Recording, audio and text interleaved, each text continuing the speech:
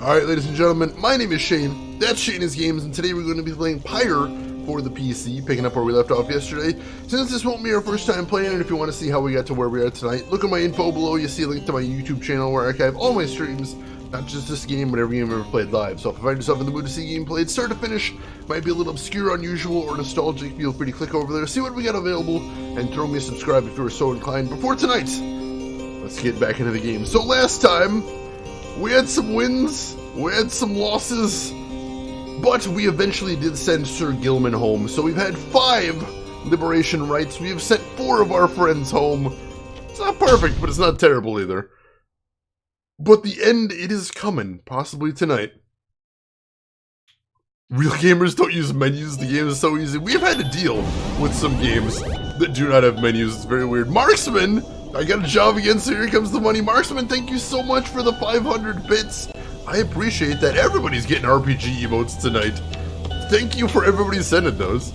Make those emotes rain in chat. Elena, thank you for the bits again. And yes, please throw those emotes around.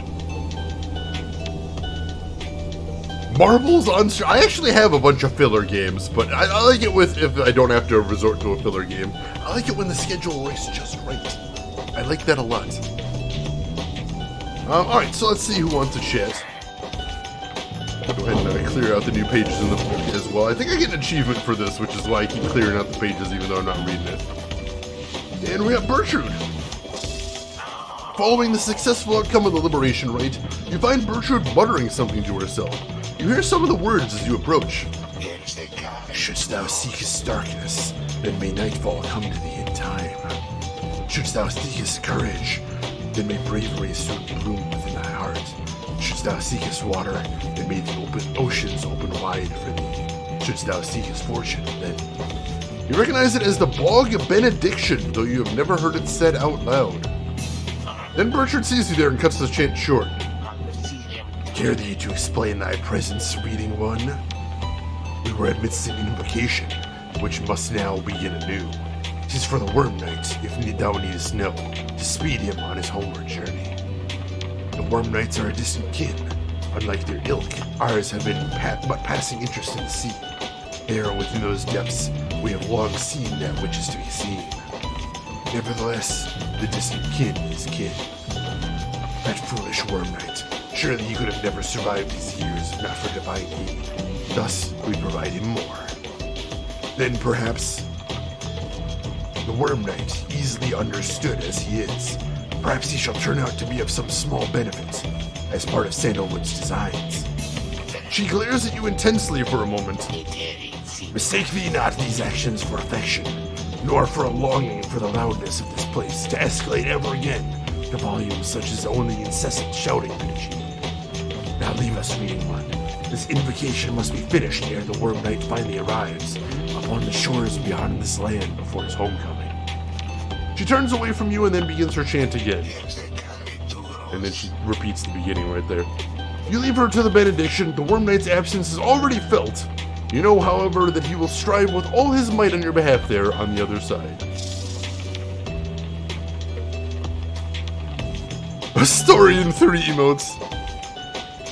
Music is pretty loud. Ooh, music does look loud. Why is music loud? That's weird. Let me go turn the music down just a tad. That's really bizarre. I didn't change anything between yesterday and today. But yeah, it does look a bit loud. That a little bit better? That looks a little bit better. Let me know if this is any better. I know in particular that one voice was a little bit quiet. Because I'm having to talk down here and I can't get as good volume. Also, it's agony on my throat. So I don't know why I picked that one, but it seemed appropriate. It's not like I care for him, Baka. Sounds a tad bit better. Does it need to be more better? Do we need to go further better? That's important. So nothing for right now. I didn't mean to click on that. Give me just a second. I apologize. I need to blow my nose real quick before we get too far into this.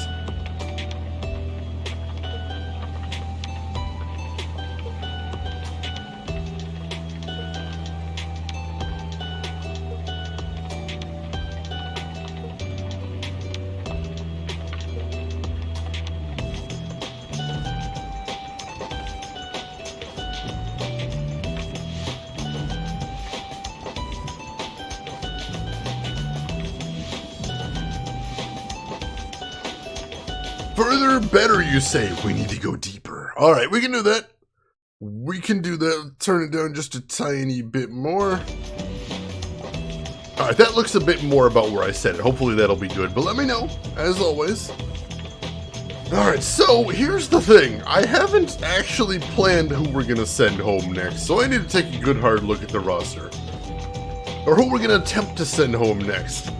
So we've got Ray, and Ray has said she wants to go home, but also I'm worried about her in the Commonwealth because she's moon touch, as they call it in here, and she was heavily discriminated against last time she was in the Commonwealth, so I worry that things would go badly for her if we send her back. But she does want to go back. Then we've got Tizo, who is our best boy, and he said he wants to see the Commonwealth, although he's never actually been there before, it's not his home. And also if we get rid of him, I worry that we'd lose everything because he's amazing, so that would be a toss-up. If Ray leaves, we'll stop Tizo from eating bad things. I don't think anyone, Rin, and that concerns me as well, because Tizo is best boy. Drav, welcome in. How are you doing? I think we're going to finish the game today, though, so we're almost there. Then we've got Pamitha. Pamitha hasn't said she was in any hurry to go home, but that's mainly because she was helping her sister. I know her sister's back in the Commonwealth, so I suppose we could send Pamitha home. Although I don't know how much she'd help with the plan, which is another consideration. Then we've got Wolfred. I just don't want to use Wolfred. He's like the least fun person to use in rights right now for me. And also was a little bit suspicious of him, although I don't think we need to be that suspicious anymore. But still, I just don't want to use him. And finally we've got Bertrude, and Bertrude hasn't seemed all that eager to go back to the Commonwealth either, especially because she seems to be having a good time here with Wolfred. But I think she could be useful to the plan back there. And she's an interesting person to play with, so we could do that. That could be a person as well. So I think probably my top tier picks for someone to go back are Bertrude and Pamitha. And I'm not sure who I want to send back either. Speaking purely from a lore perspective, let me ask you guys in chat. Who would you say we should send home at this point? Who do you think would want to go home the most? Who do you think deserves to go home at this point? What's stopping people from getting kicked back out of this evil Commonwealth? I don't think there's anything necessarily stopping them, but you're absolved of all your crimes when you're sent back. As long as you don't commit further crimes, you should be good. It does extremely well. I can't go home due to contract. I'm so sorry. Let's see. Rin, you say Tizo. Why Tizo? Is it just because he's best boy? Is it just because you want to see me suffer? Which one is it? Bertrude, the late game party member that you don't really care about. Basically, she came in super late. Oh yeah, the new Silent Hill slot machine. It's Konami, Drab. If you're still expecting good things to come out of that, you're gonna be disappointed. Yamagumo, you say Pamitha. You say Pamitha. You should go home, fuck them all. We can't. They're not going to send us home because we can't participate in the rites. Because Tizo wants to visit, and this is his only chance to let Tizo travel. We should let Tizo travel. I think we're going to try and send Tizo home at some point, but I am hoping we get notification before the very last rite. Because if we can send Tizo home for the last rite, that'd be amazing.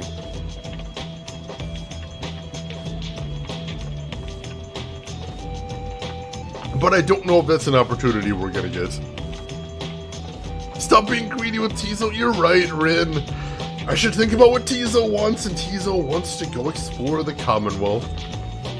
And we still had a decent team after that. If we didn't have Tizo around, we could use Ray, Pamitha, and Bertrude, which wouldn't be terrible. I think both Ray and Bertrude are going to be pretty good once we level them up a little bit. Alright. Yeah, we can send Tizo home. I'm already knowing I'm going to regret this decision, but he is best boy. We gotta give him some compensation for being best boy. That's important. Send Pamitha be the wingman for Rookie. We should send her to home too. I think those two. If we get two opportunities to send people home, I think those are the two right there. Our Tizo and Pamitha are both up there. But let's think about that. Let's consider that. Am I gonna send another MVP home? probably. I think that's where we're headed there. Is me sending another MVP home. At dawn, your companions are prepared to depart. Everyone is silent. Your travels are to take you back to the Isle of Kaelmer, but soon after, the stars shall draw you here again.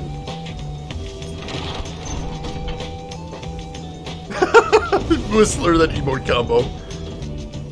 Hamatha wants to leave more than Tizo does she? I suppose she does want to be with her sister, but... we also have to consider the plan, and I don't think Hamatha is going to give the tiniest shit about the plan, whereas Tizo, although I don't know that he can help that much, he's going to want to, because he's best boy. So there is that. Alright, let's take off again. I don't remember who I decided to fight last time, so that's going to be a bit of a surprise. We'll just see what dumbass decision I made for who we're gonna fight, and then I'll be angry at myself for picking some terrible decision. Oh no, were we fighting the Fates? I think we might be fighting the Fate. We can fight the Fate. Again, we return to the Isle of Kaelmer, hidden in the storm. I have met very few who know of it, much less have walked upon its stones and sands. The disconcerting tales of the demise of Kaelmer Ropecaller might us end there on this isle. The imps that swarm and breed across this place today seem not to mind. Having paid witness to the rites firsthand, they have become rather obsessed with it. I sometimes wonder if it is more difficult to conduct the rites with such a boisterous audience. May the fate find their way shortly, so that the imps may have the contest they desire. Excuse me. Rend the sky asunder and invade their world. Cripes. Is it a diplomatic victory if you send only the characters you like home first? Yes. Yes. Alright, Tizo homecoming, he's so cute. Alright, so Ray thinks we can get something of value over there. And Wolfred believes this should be an expedient path, so I'm guessing there is where we get some XP. And here is where we get something we can sell. Let's get some XP. I like that idea. Alright, anything going on? Nope. Check with Wolfred. Yeah, Tizo is already home, but he said he wants to explore the Commonwealth too. And plus he's got some friends there. They can help him out. That wouldn't be a terrible thing. As you look about the dark waters stretching in every direction, Wolfred approaches and asks a moment of your time. As we were unpacking the wagon, I happened to find something of note. Let's throw it in with the rest of the cargo, shall we? He hands you an item that he found and encourages you to take the rest of the day to rest and pursue your vocations. You received sea fungus. Oh, alright, so we got some money anyway. And vocation time. Curiosity or revolution? Porque no los dos. Alright, so would anyone level up? Ray would level up if we got her some training. Wolfred would level up with some training, but I don't care. And Bertrude would not level up with training, but would get her closer.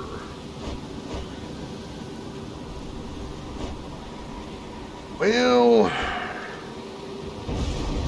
I probably want to use Ray more often, so let's go ahead and give her the training right now. Yeah, let's go ahead and do that. What do we want to get her ability-wise?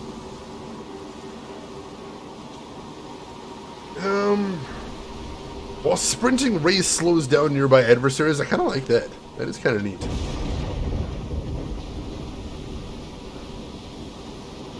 Oh, this is good. While grasping the orb, Ray sprints and jumps without using stamina. Oh, we need that.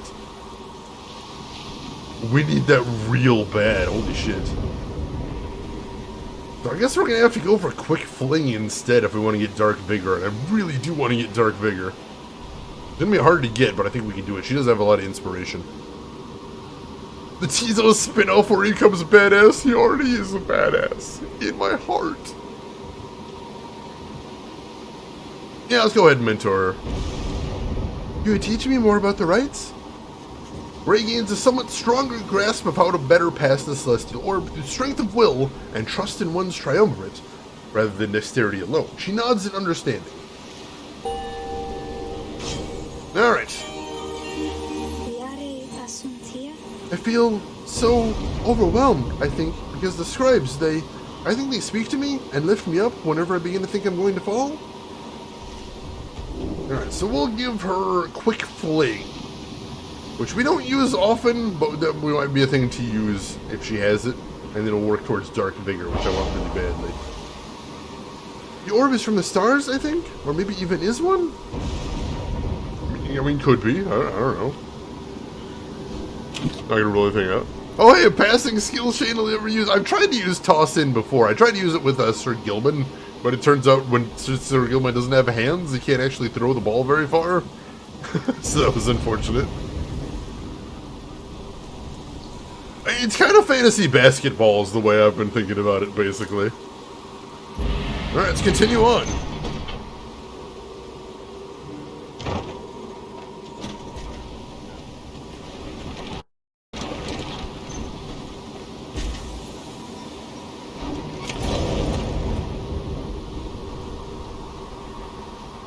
To do it even just I've done it a couple times. It's not like I've never done it. Oh, hey guys, you know, it seems so awful quiet now. I gotta say, without the slippery little character, you staying around with you, I mean. Talks like this a lot, know what I mean? Hope you found that honor thing he's always going on about. We just don't stock it right now. He's such a dope, I love it. Alright, so we can definitely get some more. So let's go ahead and sell the sea fungus to get some cash. And then we can sell Sir Gilman's artifact, because we're not going to need that. And that'll get me a ton of money. So then... Let's see, what do we need to get? We want to get this, because that's a permanent stat up. What do we even want to use? Who do we even have artifacts that need to be leveled up? Do we have anybody? I could stand to go up some, I suppose. Yeah, I guess we could use the 5. We'll go ahead and get the good Stardust. And we'll get the Fortified Star Serum. Use on somebody. And then... This one's only ranked 13, so we'll go ahead and use the +5 on it. Go ahead to 7 quickness, that's pretty awesome. Nice. And then we've got a permanent +1 quickness. Who do we want to use that on? I think we're going to want to use that on Bertrude, because we plan to be using her a bit. And having her be a little bit quicker might be nice. There we go. No passing challenge, exactly, and I'm winning. Level up Volfred and get rid of him so we aren't stuck using him at the very end? I don't know that we are going to get stuck using him because we did fail at one Liberation Rite. So we might have one extra person too, I'm not sure. And plus I'm tending to send people home for lore reasons more than anything else. And Volfred is like at the bottom of my list in that respect. Alright, I think we're good at the shop then. You guys take care, okay? And thanks for doing business. Alright, time to hit up another rite then. You and the others are busying yourself for the commencement of the rite this evening when you notice Ray behaving strangely, more than usual. Maybe he is here. I mean, I think he has to be somewhere nearby. She notices you then. Oh, I'm sorry, miss. I was just... Oh, it's just, I think maybe my friend is here? And I was hoping to say hi to him before we have to do the ceremony with the star ball. Wait, that's him. My friend is here. He's here. Just then your adversaries, the Fate, arrive on the other side of the Isle of Kamer. They begin making necessary preparations. Ray rushes over to them before anyone can stop her, even as the stars above start shining through the darkness. Ray? Going on, Ray?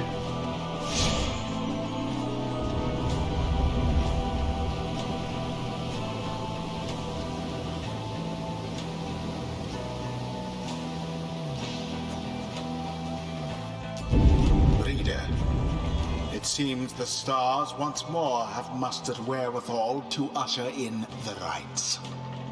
The sky grows dimmer by the day. An age is ending, Surely you must know by now that you shall never all be free. Yet still you struggle to fulfill some senseless plan.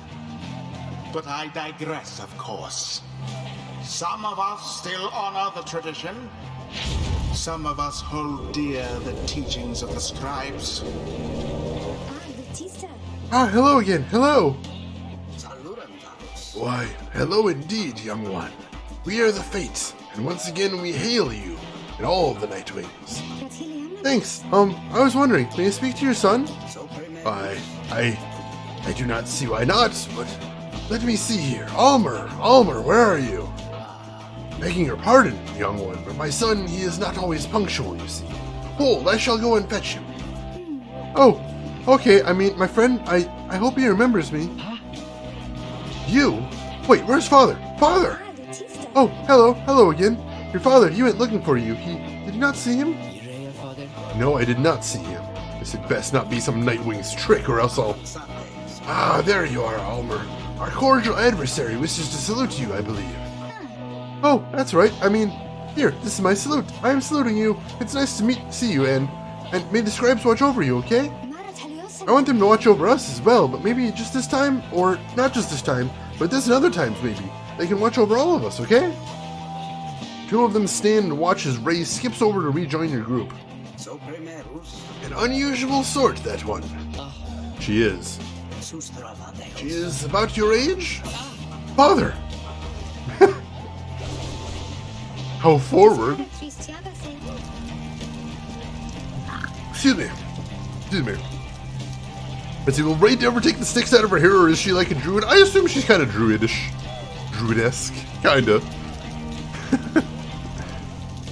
Why is one of them a dog and the other a filthy half-breed? Well, you see, marksman, when two people love each other very much.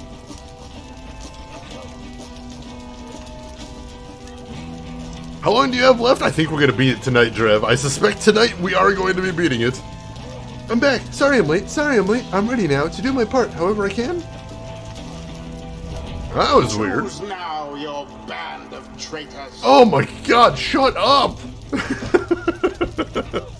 What a jerk! Alright, Tizo, best boy, you're going first. Tizo. He's got the dog nose. I'm not quite sure what's going on there, but he's kind of got a little bit of dog going on. Who else do we want to put in here? What is their team made up of right now? So they've got one cur. They do have a human. And they have an imp. So they're going to be a very fast team. They're going to be a tremendously fast team. So, Tizo's a good choice. I think we are going to want to go fast as well. So let's put Pamitha in our second. And we'll put Ray in as the third. And she's the fastest out of what we've got left, and she's also got a good aura cast that I really enjoy. So I think this will be a good combination. The other option would be Bertrude. Basically, we're going to be swinging between Ray and Bertrude moving into the next rite, because both of them are the two players I have left that I like. And both of them have their own advantages. Well, let's go with Ray for right now. I think that'll be a good idea. Ray. The scribes, I hope they're watching all of us. Steel yourself, Almer. Are you prepared to face our adversaries once again? Always, Father. Let us prevail, here and now. My plan is working, oh god. Let us do so, indeed, my son. Alright, here we go. Let's do this. Commence. There we go. First goal, Tizo is best boy.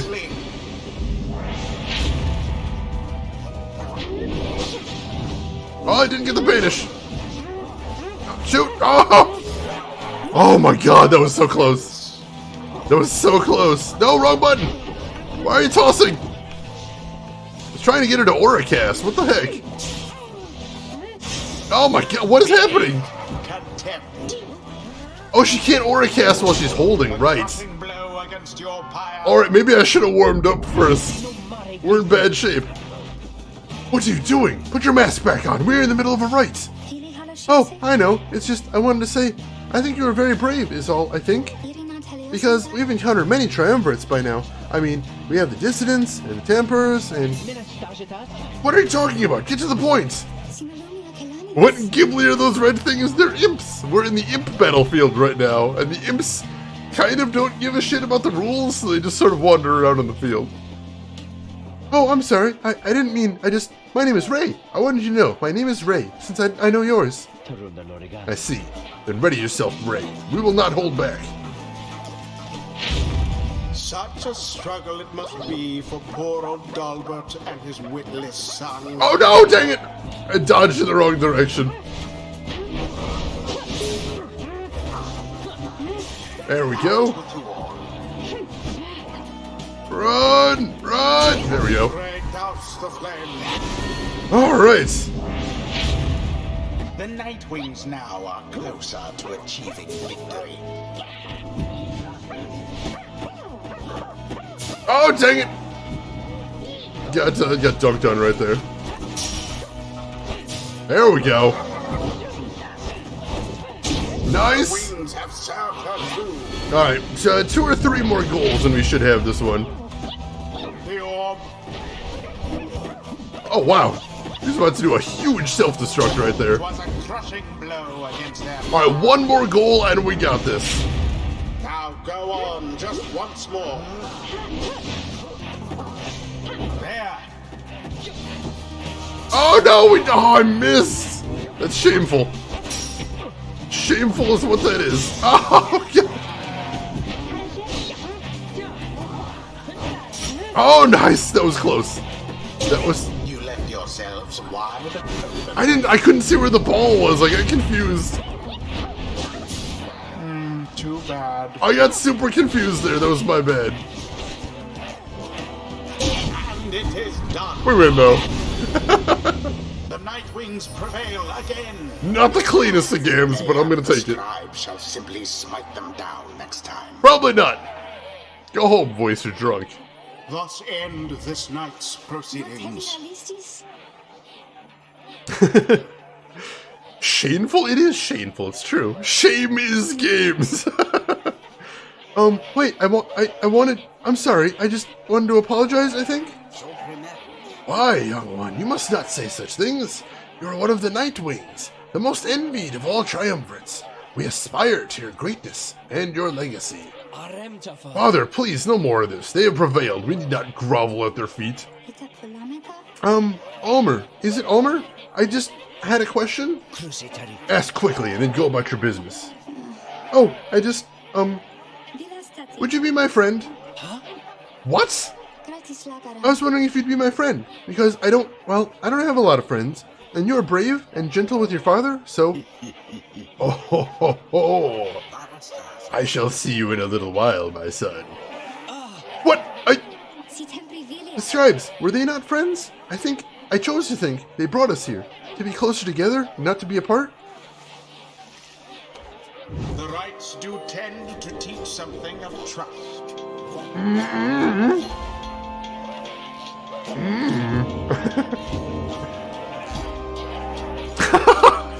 Rin, you're giving away your plan too early there, Rin. And I didn't send Tizo away that time. That wasn't a Liberation Rite. You still staying with us. Nice try, though. Brighton's just salty now that he realizes he's on the losing team. Yeah, he doesn't have any other play other than just to be a jerk the whole time. I eagerly await our next such outing. Gonna embarrass you again, Brighton. See how you like that.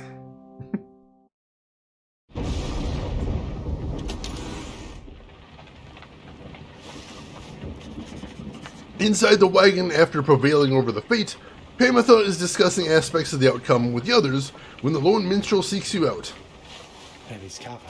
Pardon the interruption, reader, though I need to ask a moment of your time while the night is clear enough for you to see.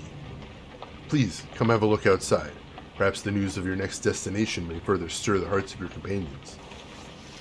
Alright, where are we headed to next? Among what stars yet remain shining in the night, one of them now burns as bright as you have ever seen. Wait, no. No way! Holy shit! Yeah? Yeah, we're doing a liberation rite immediately. After only one regular one. Who are we up against? The Accusers! We haven't fought them in a long time. Alright. Alright, we can do that.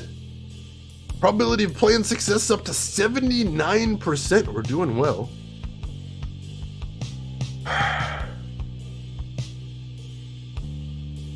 Wait, what the plan stated?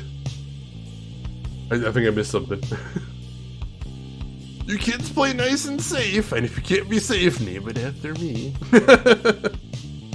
Infinity favor. The Nightwings always are involved in the Liberation Rite. It's just a matter of who they go against. Oh yeah, one play until next Liberation. I might not have noticed. I'm not terribly observant. So that's possible. Oh, according to Keikaku. It's alright. And our record currently is 20 wins and 3 losses, which is not bad, I don't think. Imagine Shane failing in Liberation of Tizo. Oh, God! What Tizo? Yeah, we did get 3 losses, and 2 of them came yesterday. Yesterday was a rough night, let me tell you. Yesterday was a rough night. But alright. We got a Liberation, right? Are we gonna send Tizo home? Are we actually doing that? Is that gonna happen? The cycle turns even more quickly now, until such time as she'll shudder to a halt. He makes a sound then, almost like a laugh. I forget myself, reader. I should not say such things. The scribes, they would say that one ought to focus on the path in front of her. When we set forth to walk along a labored path, it can be all too much. If we stand back and look upon it as a whole, we may well decide to turn around. But if we begin to walk whilst casting down our gaze and whilst resisting well the urge to look too far ahead, we may make steady, careful progress. Soon enough, we may arrive where we endeavored. The lone minstrel bids you a good evening. You had best retire for the night, for when first daylight comes, it shall be time again to take to the skies. Shane would have an anime-style power-up to save Tizo. I'd hope so. He's taking a gap year. That's true, but he might not like that too. So Manly, oh God, that'd hurt too bad. Sending Manly home, that would crush me, Argent. I couldn't take that.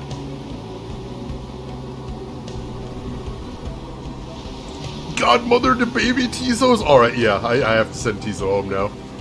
Rin, you just made the winning argument. I can't beat that. That's amazing. That is amazing. Ray seems very happy about something and has been chanting softly to herself. On closer inspection, however, she seems to be engaged in conversation with the wagon wall.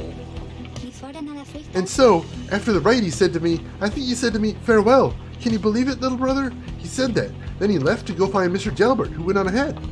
And so, I think maybe we are friends now. Don't you think so too? We have a lot in common, don't we? Friends are supposed to have a lot in common, right? For instance, we're both fighting for those we care about, for those who helped us when we needed it. Is that not so? He is very lucky to have met Mr. Delbert, isn't he? He falls silent for a time, then. It cannot be that the 8 scribes intend that all of us just have to fight each other all the time. It just cannot be. So many whom we face, they don't like us very much, do they? Because if we prevail against them, it must mean that they cannot go home, even if they really want to. So that's why they don't like us. Back home, when they told me to stop being me, I didn't like them either.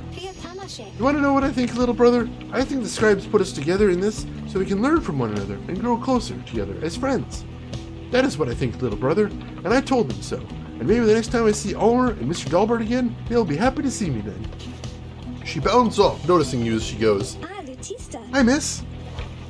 You sense some burden has been lifted from her, and her knowledge of the rites, however informal it may be, has crystallized into a deeper understanding. Ray gains +1 hope permanently. Beautiful. Beautiful. So sending Manly home would be what it takes to send you against time. Basically, I would shatter the space-time continuum and get Manly's ass back here where he belongs. Send Manly into the dirt? Hell yes, that's where he belongs. I don't know that there are any other imps topside. They seem native to downside, so I don't know. I think even the narrator would hate you for liberating Manly. Nobody likes that guy. He's just the worst. Just absolutely the worst ever. Alright. Alright. Let's continue on then.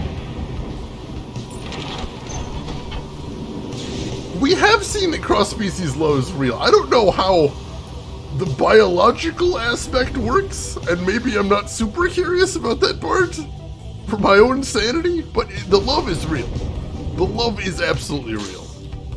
Also, since things seem to be drawing to a close, I'm going to make sure to hit all the points of interest. Soaring far above Sklorian shore, you notice Pamatha gazing down at the frozen cliffs below. That damned place down there. I like it least of all, I think, among everywhere we've been. I'm thankful that there's no reason to return. Reminds me of my home is all, the high-wing remnants. We all grow accustomed to the thinner air amid the cliffs that reach the cloud above your commonwealth. But it was not the nicest place. Little wonder that my sisters settled for a rather warmer base of operations this land there by the Nest Trieste. Anyway, I'm pleased to have to spend as little time as possible near here. Let's fly on by and go about our business. Alright, I'm down with that. Alright, let's continue heading up north. It's a long way up north to get where we're going. Ah, here we go. Whoa! Whoa! Your wagon reels from the impact of some sort of massive object slamming into it mid-flight. False night wings. Oralek calls down to all of you from atop his wagon. Wait, they're in mid-flight and he's just riding on top of that? That's kind of badass. I'm gonna give him that one. Again, you seek to climb that cursed mountain beneath us. Again, you seek to take my rightful place. I should send you crashing down to it that you might fall as I have. He stares down at all of you. But I shall not. Rather, we shall meet upon the summit, ere the last cycle of the rites is ended. Until then. Did he just declare himself to be the final boss? Because that's kind of badass too. That's intimidatingly badass. Okay. Remember, chat, he's the first person we ever lost to in this game, so that is a very, very intimidating thought of facing him again. He is by far the toughest team we have ever faced. But we got a Liberation Rite. Let's put that out of our mind right now. He just cut a promo on. Holy shit, he did just cut a promo on us. It was a good promo, too. Alright, so Ray gains favor from the scribes if we go there. Volford gains favor there. I don't care about Volford. Ray gained favor. Whew, that's intimidating. I'm a little nervous now. You make landing on the sacred Mount Elodiel after your encounter with Oralek. Oralek spoke the truth. He has a right to gain the summit. When the time comes, Celeste shall deem him worthy, and shall let him pass. While he has transgressed against the rites, he has also already been anointed and prevailed. Nothing is written in the book on this, and liberty ought already be his. For the time, it seems that he has not yet traveled to the summit. Perhaps he is still making preparation with his fellow exiles. When exactly Oralek intends to make good on his promise, he did not make clear. For now, you are to confront Lendl and the accusers upon the summit, but first, you may prepare. Seek the Sap Scribe's favor. Later that afternoon, you accompany Ray through the solemn beauty of Temple High Road to the monument of Lewis Sklorian. O Scribes, if it is truly is your will that the cycle of the rites shall be ended, then I look forward to its glorious conclusion. May the worthiest among us reap your generous blessings, and may we all, who are so fortunate to be a part of your traditions, bear you in our hearts forever. You return to the wagon after she has finished paying her respects. The summit awaits, but first, there's time to continue practicing your vocations. Ray gets +2 presents. Cool. Let's see. Much like the great Macho Man, you must go to the top of the mountain. I've been to the top of the mountain! So overrated. I'm not even sure where to put the stress to make that work, but I appreciate Mikiko. That's a good one. Alright, so what do we want to mentor? Ray Rhea has a long way to go towards her next rank. Wolfred could gain a rank, but I don't care so much. I think we want to mentor Bertrude, because I don't think she'll get a rank from this, but she'll be within striking distance, so all she needs is one more round and she'll get a rank. And if she gets another rank, what'll she get from that?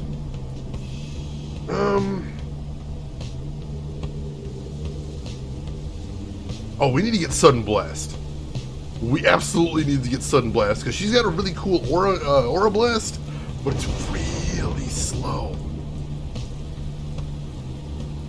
So that'd be a very cool thing to get right there, so I think that's what we're going to work towards. So yeah, let's go ahead and mentor her. Very well then.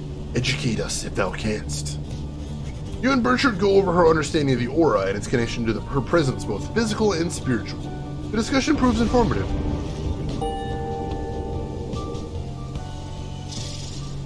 Such power emanates from within, which can be harnessed towards her goals. Yeah, alright. So yeah, she's only 350 away from her next level, and that'll get us something at least. Continue on. All that's left is Scribe's Gate. Oh, this is always the nervous part. Deep in the quiet solitude of Mount Elodiel, you find a messenger imp looking to bring you the latest news and rumors from the other side. This time around, the imp brings tidings of Sir Gilman, and what happened to him since his liberation at the fall of Solium, when at last his self-imposed exile came to an end. Oh, the messenger imp, they're pretty cute. They're a little derpy, but I think that enhances the cuteness. You learn that his return to the Commonwealth was met with much rejoicing, and that before long he was promoted to the rank of Veiled Captain on the Blood Porter. And yet, with tears welling in his eye, he did refuse the post, stating that he no longer had the heart to fight against the Highwing remnants as he once did. He then cast down his helmet, and when next anyone saw him, he was among Wolfred's agents, having joined the revolution to reshape the Commonwealth from within. You thank the messenger imp for their report, and salute it crisply, as surely Sir Gilman would have. Soon the news has everyone in the wagon talking. Tizo feels inspired by the news of Gilman's selfless actions. Noble Gilman made the gallant choice, it seems. Our plan comes closer to fruition through his good example and support. Do you think that one day I can be as brave as him? Because I don't always think I can? One of the Sea Dominion's own, laying down his arms by his own choice. I'm honestly surprised, even having known him. The tears he shed ought to have been bottled, and thus set aside for use in various salves. Oh, of course, Bertrude. Gotta stay on brand there. Oh, the little mask and the little fangs! Little fangs! Tizo's gonna evolve soon, and we gotta evolve his way all the way back to freedom. The news of Gilman's liberation fills you and your fellow exiles with newfound resolve. +1 hope for the next rite. Excellent.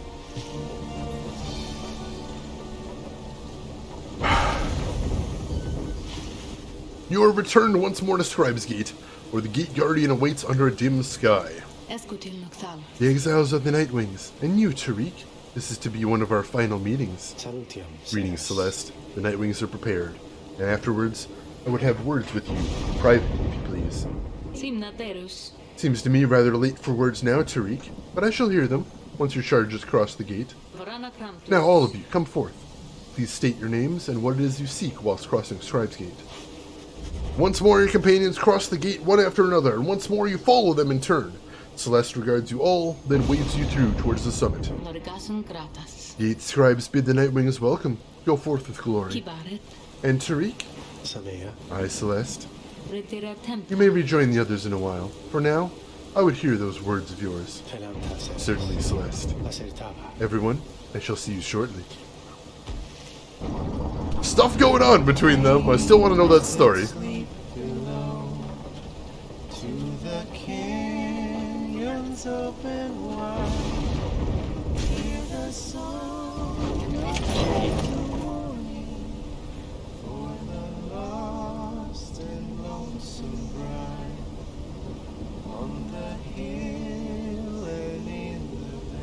This music, I haven't heard this one before. This one seems new. I like it a lot. Oh, hey, guys. It's gotten real cold again up here. But it's worth it, let me tell you. Got a lot of customers stopping by. Okay, I may have been exaggerating just a little since I've been waiting here a little while. I guess, but are you buying anything? Ooh. There's got a lot of temporary potions if we want to go that route. That could be a nice endgame thing. And one permanent potion, which we cannot afford. As they stop singing suspiciously. There'll be no Eastern time zone, oh no. Yeah, we can't quite afford that, but I think we're good otherwise. So I'm pretty happy with where we're at. Alright. So yeah, I don't think we're buying anything this time around. Cheapskates. Alright. Here we go in again. The time has come again to deliver one of your fellow exiles to a homecoming in the Commonwealth, lest your adversaries, the accusers, achieve the same instead. The lone minstrel has returned and approaches as you wait the signal from the stars. There's something that I wish to ask you, reader. Something which ordinarily would not be my place to discuss in any detail. You have observed the stars. If you would not mind my asking you in such a direct manner, how many liberation rites are you supposing yet remain?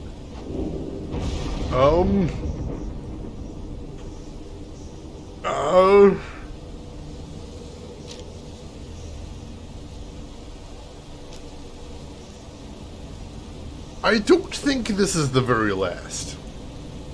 I don't think it is. I'm gonna assume there's gonna be at least 2. That's what I think. Including this one, I think there's at least 2. I don't think there's gonna be any more than that anyway. It seems to be like it's getting close, but I don't think it's the last, so I think there's gonna be one more. That's my suspicion. You tell him the only logical deduction which you've been able to make based on all of your readings of the stars of late, that there shall be one final liberation rite after tonight. I concur with your evaluation, reader madam. I wish to make certain that you are aware, so that you and the Nightwings may yet make the most of your remaining time together thus. As to what shall happen once the final liberation rite is ended, we shall both find out. But lo, it seems we are called upon once more. Look forth. So he says we're right. So we have 2 liberation rites left, including this one. So we've got 2 choices of who to send home, assuming we make this one. It's a big assumption.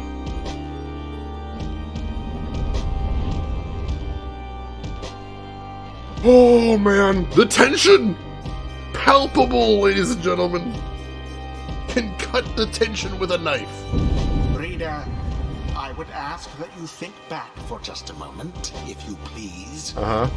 When you first looked upon the Book of Rites, think back upon the words that it revealed. Oblige the voice that tells you more. Oblige the voice that tells you more.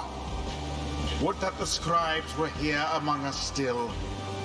I would not sing your praises to them, rest assured. I trust that you shall savor this occasion. You shan't have to oblige me for much longer. Thank God. Yeah, he is really on this, my God. Wonder if you just said just this one. Oh, jeez, I would not have liked that one, man. Thank goodness that didn't happen. What a punk, seriously. The pyres burn, and each of the triumvirates is present and prepared. I concur. The pyres burn, and each of the triumvirates is present and prepared. Then, anointed one of the accusers, come forth now and declare yourselves, and pay any respects you have unto your adversaries, the Nightwings. Poised as ever, Lendl steps forward and reaches for his mask. I was branded Lendl the Liar. Once I reclaim my liberty, that name shall be forgotten, and my rightful station in the Commonwealth shall be restored. Nightwings, you have prevailed against me when last we met upon this sacred site, but the many years since then have taught me much. I shall not fail again. Yet you still hold much resentment for your adversaries. Is that not so, Lendl? Resentment is too kind a word for it. They are cheaters, one and all. unfairly favored by those scribes, although such as myself must struggle endlessly for such a chance. Trey Dog Emote Gamble Round 2. May the luck ever be in your favor. Hopefully you got the one you were looking for there, Trey Dog. Thank you for the bits. I appreciate it. And anybody else that got some free emotes there, feel free to throw them in chat. At least this guy has more voice lines than the Darkest Dungeon guy. Oh, but I love the Darkest Dungeon guy. He's so good. Ooh, little potion. Nice. That potion's so good. That's one of my favorites. Top tier RPG emote. Now come, my accusers. Let us vanquish those undeserving oafs and prove now to the scribes that they were fools to favor the likes of them. He dons his mask once more. I am ready.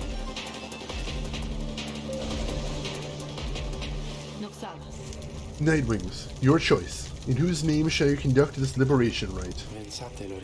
I wish you the wisdom of the scribes in making your choice, reader. And I wish you to prepare our song with me, Tariq.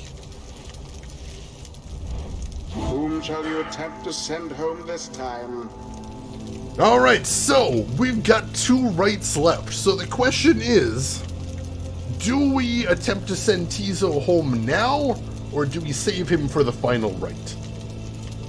Because my instinct would be to save him for the final rite, because oh my god, we need him so badly. He is so good that I would really like to hold him back, but that's a risk. That is a calculated risk.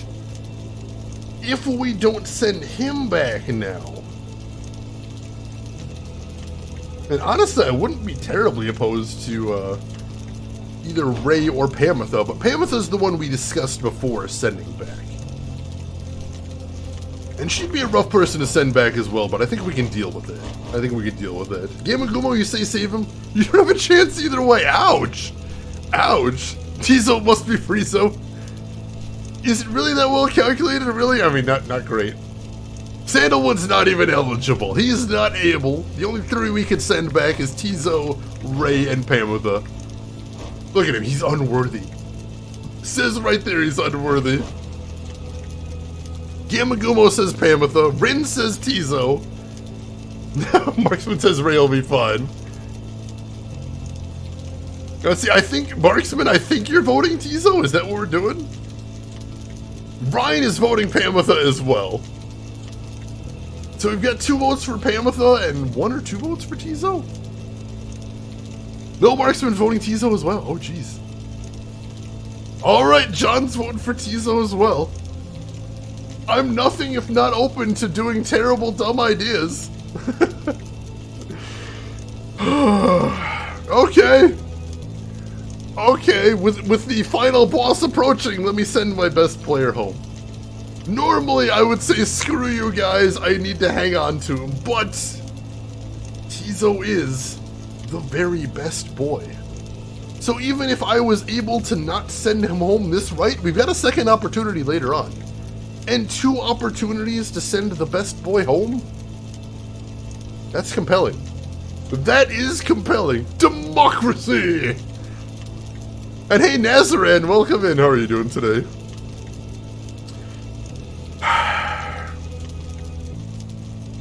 Tizo is just such the best boy. I even said it. Losing isn't always a horrible thing in this game, it seems. It's true, unless it's to Manly.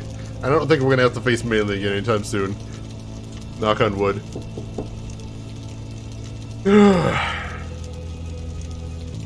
Fuck it, let's just do it and not think about it. Tizo.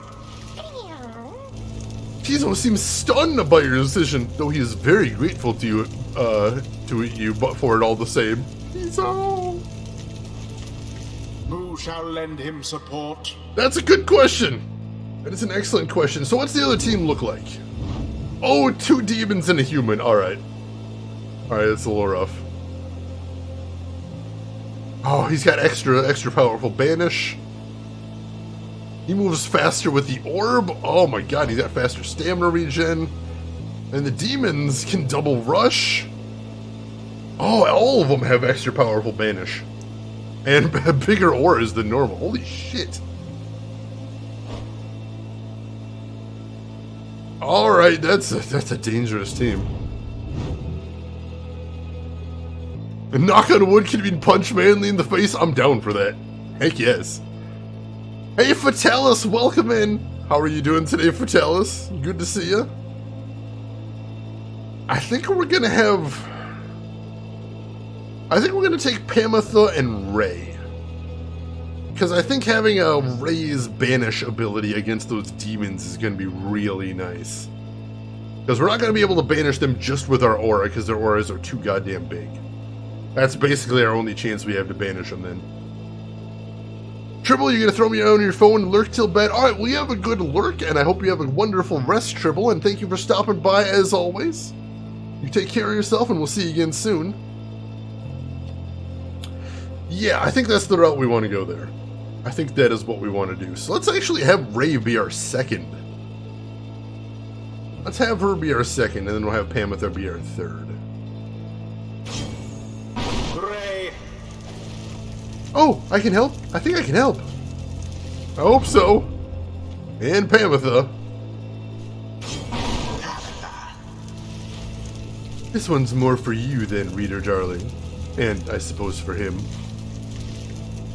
It is done. 4.0 earthquake just happened in Japan. Man, they're having a bad weekend. Come then, Nightwings, and look upon me one last time, for by dawn I shall be free, while you all wallow in the terrible defeat we have in store for you. Alright. Let's do this. Commence.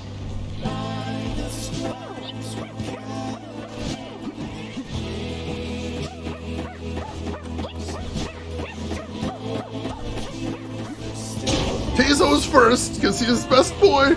Wow, they have a super buff Pyre, holy shit.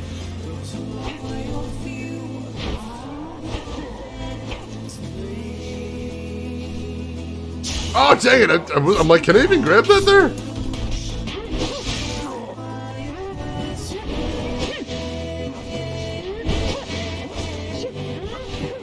Oh, jeez, that's not what I meant to do. That's okay, we'll get some banishes done.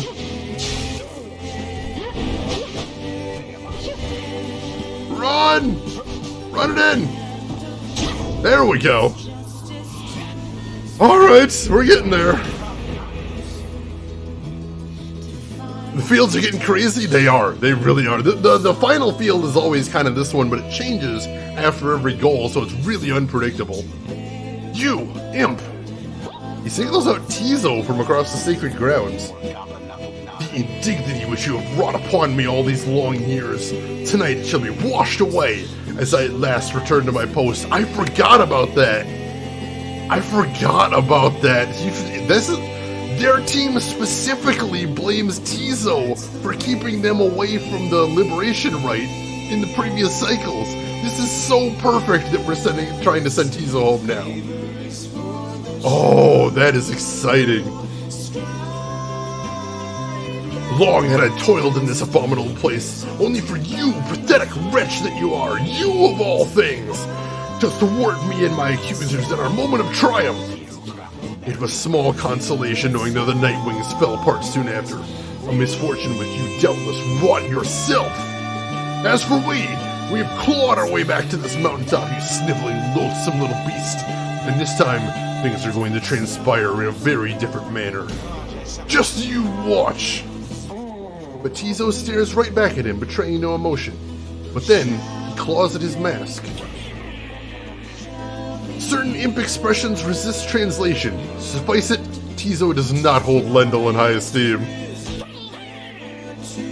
Seems Tizo does not hold Lendl's mother in high esteem either. Tizo, best boy! You tell him, Tizo, holy shit!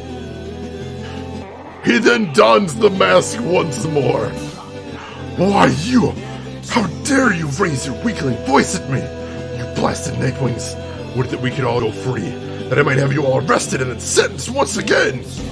Now get out of my way! Nope. Oh jeez, that was the wrong button! That was the wrong button, but that's okay, he should be back soon.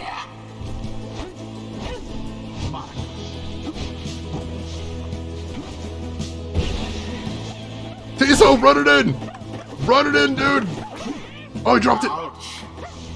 Yes. No! There we go. It be Alright, we're getting there. We're getting there.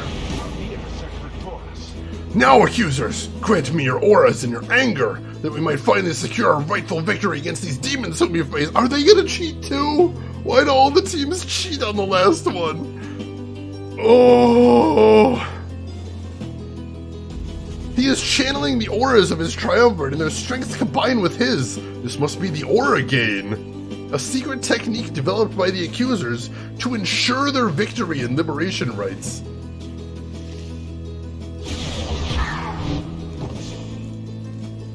Does he have a shield?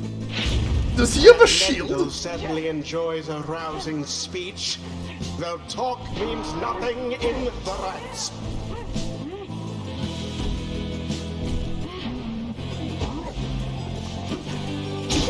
There we go. Plunged into the fire. Alright, 2 or 3 more. We're getting there.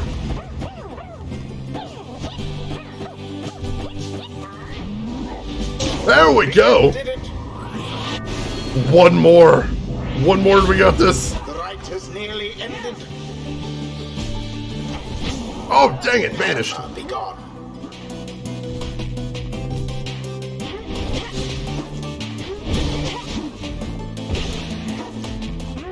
Vanisher! There we go. Run it in. Oh, so close. So close.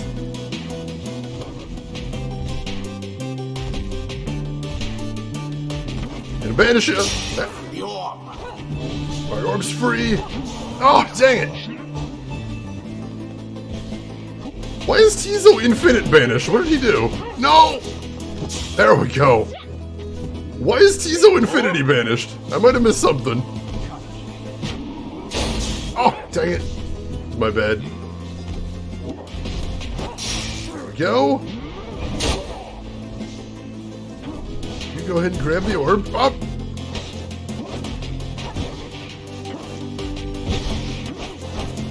Dang it. Stop blasting me away. Oh, don't get him. Oh, dang it. Decisive blow. Alright, Tizo, you gotta do this.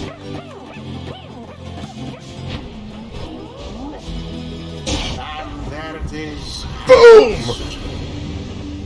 The blasted Nightwings proved their worth. As for their adversaries, they did not. They really didn't.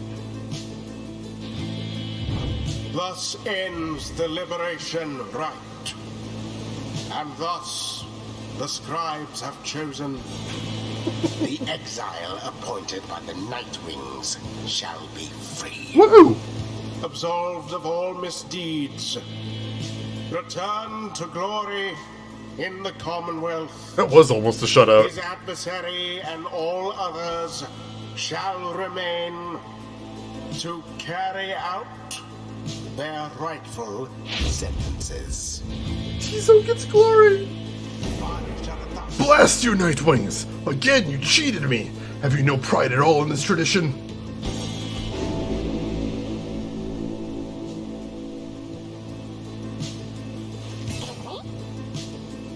Tizo is stunned by what transpired and by what he thinks is about to happen. He looks around as the reality of what transpired sinks in. He realizes that now this is goodbye, at least for the time.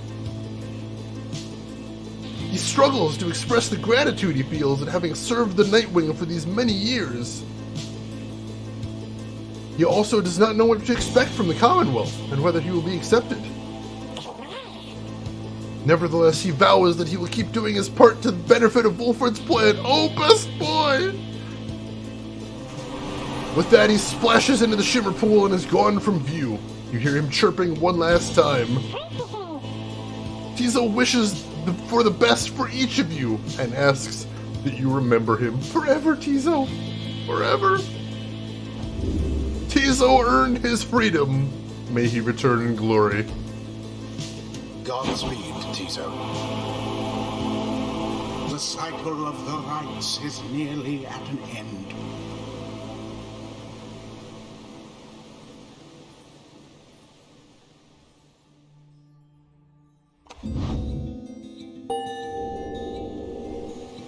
Alright. Alright. Oh my gosh. It's time to strangle Bright yet? I mean, we're ruining his days, that's the thing. And the Commonwealth guys are all like, what is this thing? Did we even send this guy down there? What is he doing? Tizo, no, how shall we live on without him? I mean, I didn't know how we were going to live without our dog friend either. And we did okay without him. We've been surviving. Tizo's bed. Oh, it's cute. So who is next and last to go home? Probably Pamitha. I think Pamitha's at the top of my list there. I'd like to send her home. That's my hope, but it's going to be tough after this without Tizo, because he was best boy. He really was. So our only hope is to get, we got to get Bertrude a little bit stronger now.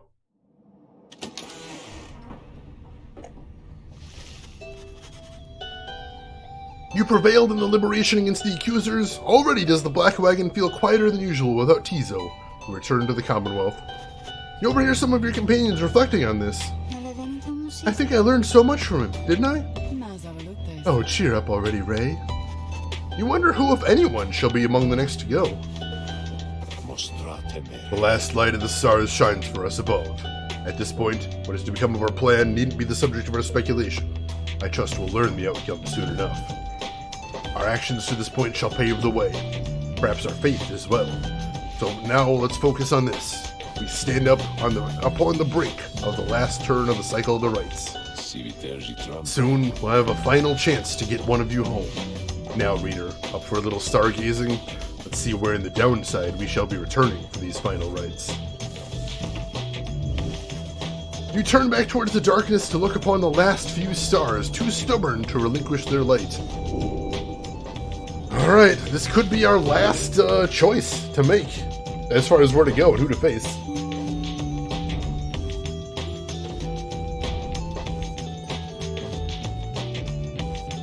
Alright, 3 possibilities. Who do we got? Who do we got? We can face the Tempers, we can face the Pyre Hearts, or we can face the Chastity. Let's not. Let's check the standings. So the Dissidents, shockingly enough, are up at the top of the list. That's surprising. Oh, the Accusers have dropped out. The Accusers no longer have any real chance at freedom before the rites are ended. Alright, so they're just out. They're just completely out. That's a good thing. Our probability of success in the plan is 83%. I like them numbers. Looking very good. Derek, you would vote Chastity if we were allowed to bring along flamethrowers? Oh, I'd be down for that. Let's just burn Manly. Just set him on fire. Let's just burn him out. Can we get a Tizo emote? He is best boy. I wonder if I could find any on FFZ. That would be cool if there was a Tizo emote I could just grab on there. So who do we want to face? Let's go against the Tempers. I didn't even notice you could see what the arena is in the little tiny preview right there. Alright, that's cool. Yeah, let's go against the Tempers. I think that should be good. So we need a little bit of training to get the new team to gel. That'd be important. Chop on wood? That works a little bit better. I agree.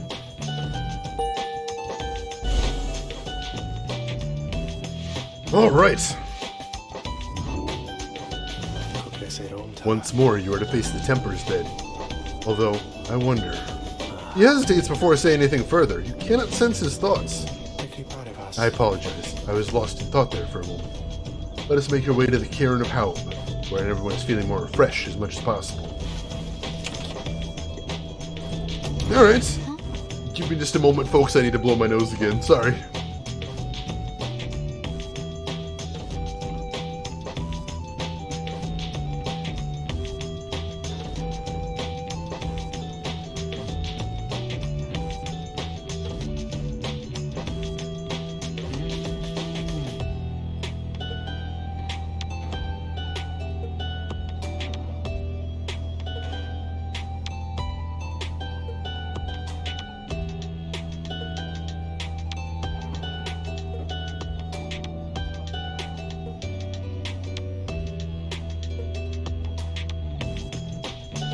Alright, I am good. Oh, we got a new artifact here too, the Solace Shell. The keepsake from the Sea of Solace. Oh no, we already saw that one. I wonder why it was sparkling. Weird. And page there. Dude, in spite of the late hour, you find Ray minding her own business in the wagon and talking to herself. Or rather, to the wagon walls. Only a monster would try to remove the heart. Remove the heart. And it mentions that only a monster would attempt to, and only a monster would be able to as well. Apparently it's like really hard to crack open. They've thought of that, Rin. But most of all, I think I'm going to miss his little chirping sounds. He woke me up with them sometimes, but he kept waking me up. He sure was a good friend to both of us, right, little brother? Why, you knew him even better than I did. Much better, I should think. So, you must really miss him too. She spreads her arms against the wall. I understand, I do. Those dry imps up there, they seem very sad about this too. Or maybe some are happy, I don't know. Or food for them to share, and they liked food. Tizo sure liked food. I wonder if he'll like the food at home. It's very different, right? And so, maybe he won't? But he eats almost anything. Oh, this must be exciting for him. And I know, the scribes, they shall be watching over him still. I think maybe they love him best of all. I cannot wait to hear what he thinks of all of it. And I think for sure that he will help with Mr. Sandalwood's big plan. That's the great thing about Tizo, little brother. No matter where he goes, he always helps. He always helps. She bounds off without acknowledging her presence in the least. You sense that she has found some peace despite now being separated from her little friend Tizo. You hope by now he has found safe passage in the Commonwealth. We do. I do hope. She's weird, but we like her. She's a friend. Ray really sees the best in anything she does, and I respect that. Respect the heck out of that. Alright. Continue on our journey then.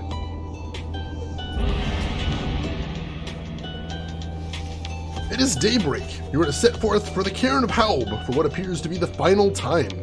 Thereafter, you shall return here for one last exile's final chance at liberty. Alright. Coming to a close here. So little time left. I'm not looking forward to... What is that thing flying around up here? Oh! God, I killed it! Oh my god!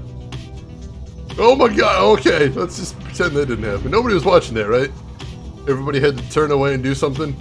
Everybody was tabbed out for a second? I think everybody was just tabbed out. Nobody saw that. Cool. We're good. We're good. No, I didn't run it over. I'm sure he just left. He was just flying around and then he had somewhere else to be. And now he's somewhere else. Hey, Desperado, welcome in. How are you doing this evening, my friend? Thank you so much for the host. Can I get a shout out for Desperado? If anybody's got a chance, I would appreciate that. If no one sees anything, don't mention that anything happened. You'll chance for us to clip it, it's gone. Oh god. But yeah, folks, if anyone here isn't following Desperado, you totally should. He is a very cool streamer, getting some very cool variety. Tonight he was playing a VR horror game I've never heard of called Wilson's Heart that honestly looked amazing. I want to buy it right now, except I don't have the right VR headset for it, so I can't actually play it. But that's why I enjoy watching him play it, so you might enjoy watching that too. So click that link, give him a follow, check him out next time he's live. You might enjoy. You might even see me hanging out there. Who knows? No, you are cool. We can both be cool. We can both be cool together, Desperado. It's the amazing thing. Oh god, Marksman. I see what you're going for there. Alright, so we can go here, where Bertrude believes she can find alchemical reagents she requires along this route. Or Shunt, where we can pursue vocations. That's basically all I want to do, is just keep hitting vocations. So let's do that. Look very handsome tonight. Why, thank you. Why, thank you. Wait, does that mean I don't most nights?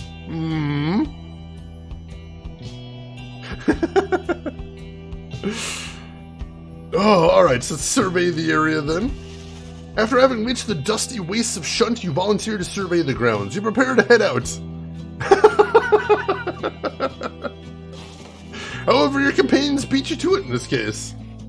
Easy does it, reader darling. Wolford and I were thinking we would take this one. They depart, leaving you to rest up. When they later return with nothing much to report, you're feeling better, and you're in the midst of deciding which of your vocations to pursue. We got someone in chat with as well. Hamatha is staring out the window as you approach. I miss flying, reader darling. Take it from me, feels about as good as you'd expect. It's not enough for those Commonwealth brutes to cast us down here. They can get their fingers on us. They make sure we never fly again as we once did. All while calling it an act of mercy. Let me ask you something, You've learned a thing or two. What have your studies taught you of my kind?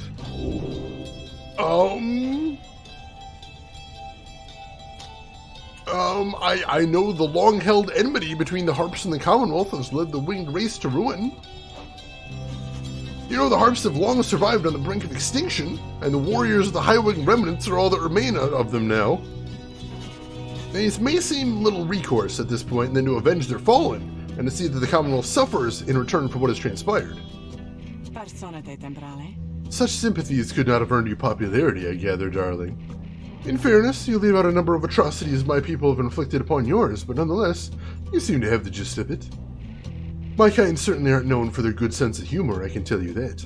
My little tongue got me into no small amount of difficulty till I learned to keep it well under control. The mountains I come from, the views there certainly are something, but there's a bleakness to it too, being surrounded only by those consumed by the desire to avenge. We're very proud like that. Everybody vying to be the strongest, to kill the most of you. That way we might get just a shot with the prince. Continue the line, if he even exists. Your understanding is that the males of the harp are all gone, though perhaps one remains. Wow, that's a bad situation. Oh, geez. Alright, in case we have anybody in here that is from Japan, that's a good thing to know. If you know any friends in Japan, it might be a good time to check on them. Imagine that being the best case scenario, darling. She shakes her head. Anyway, I was just thinking I'd rather enjoy the traveling we've done. Change of scenery does me some good. Perhaps I'll stick to wandering after all this. In fact, I have a fancy for some wandering right now, if you'll excuse me. She heads out of the wagon into the dusty wastes of Jomer Valley. Alright. Excuse me. And let's do some mentoring. I think I know the friend you're talking about, actually, Fatellis. I believe we may be thinking of the same one right there. What do we want to mentor? How far? We want to get her another level. We can get her another ability, I think. Not spectacular, but if there's any way we can get Sudden Blast, that'd be really cool. And, what would be her top tier ability? Oh, grasping the orb race sprints and jumps without using stamina? Oh, that'd be really good too. Ooh, yeah, I think that's actually more important. Because that is a hell of an ability right there. Now let's mentor her, and then after this next rite, she should get her top tier ability. And being able to sprint with the orb with 0 stamina is amazing. I think that is going to be a very good thing. Yeah, John, you got it. That's the one I was thinking of. Alright. Yep, that's the one I was thinking of. You guys know. You guys know. You ask Ray to explain to her in her own words the histories of the 8 scribes and speak to how their varied backgrounds form the basis not of just the rites, but of the Commonwealth.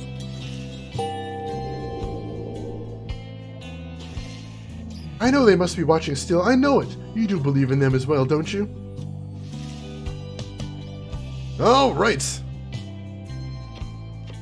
It should be interesting to watch. It's a very unique thing to stream right there. I just hope he's okay. Alright. So now she will definitely get her top tier ability in the next rite, and that's amazing.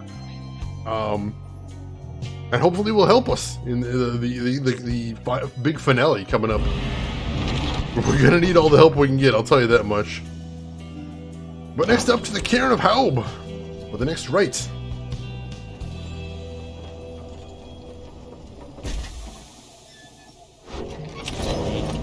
Alright. Anything else to do here? We'll pop into the shop. Hey guys, I noticed that your little imp pal, he ain't with you anymore. Is he okay? I heard the wildest thing. Somehow he got out of here back to the other side, and I'm like, why would an imp want that? Because he's a friend, that's why. Shut the hell Alright, do we need any Stardust at this point? Maybe.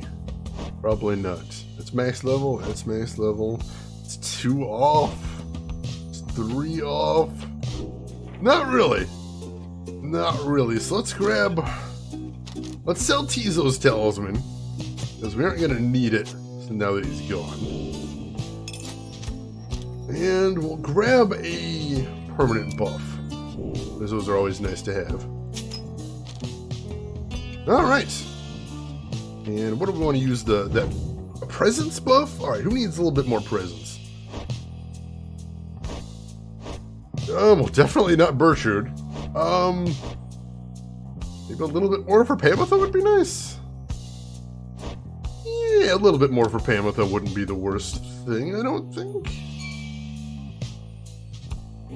Cool.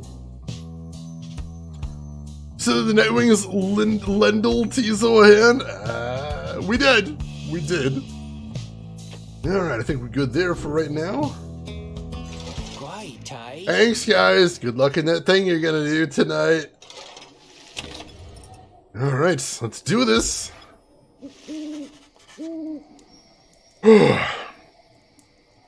After making all the necessary preparations amid the stark badlands of the Cairn of Haub, you and your companions await the commencement of the rites.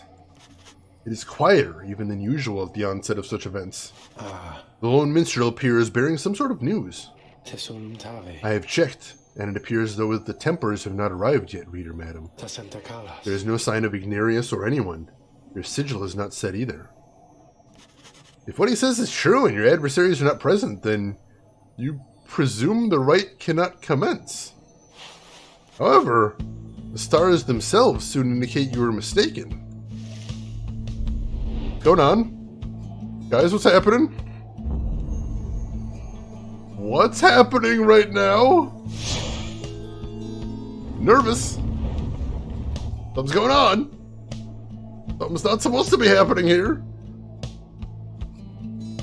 We might, that's what I'm thinking, Rin. We might have a last minute switch.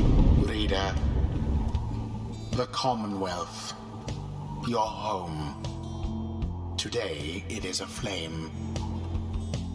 Much like a stack of books. I'm sorry, what?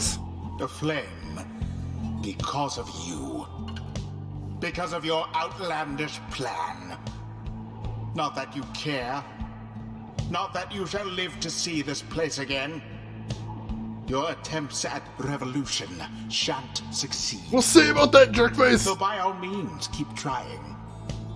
As for myself, I shall enjoy presiding over these remaining rites.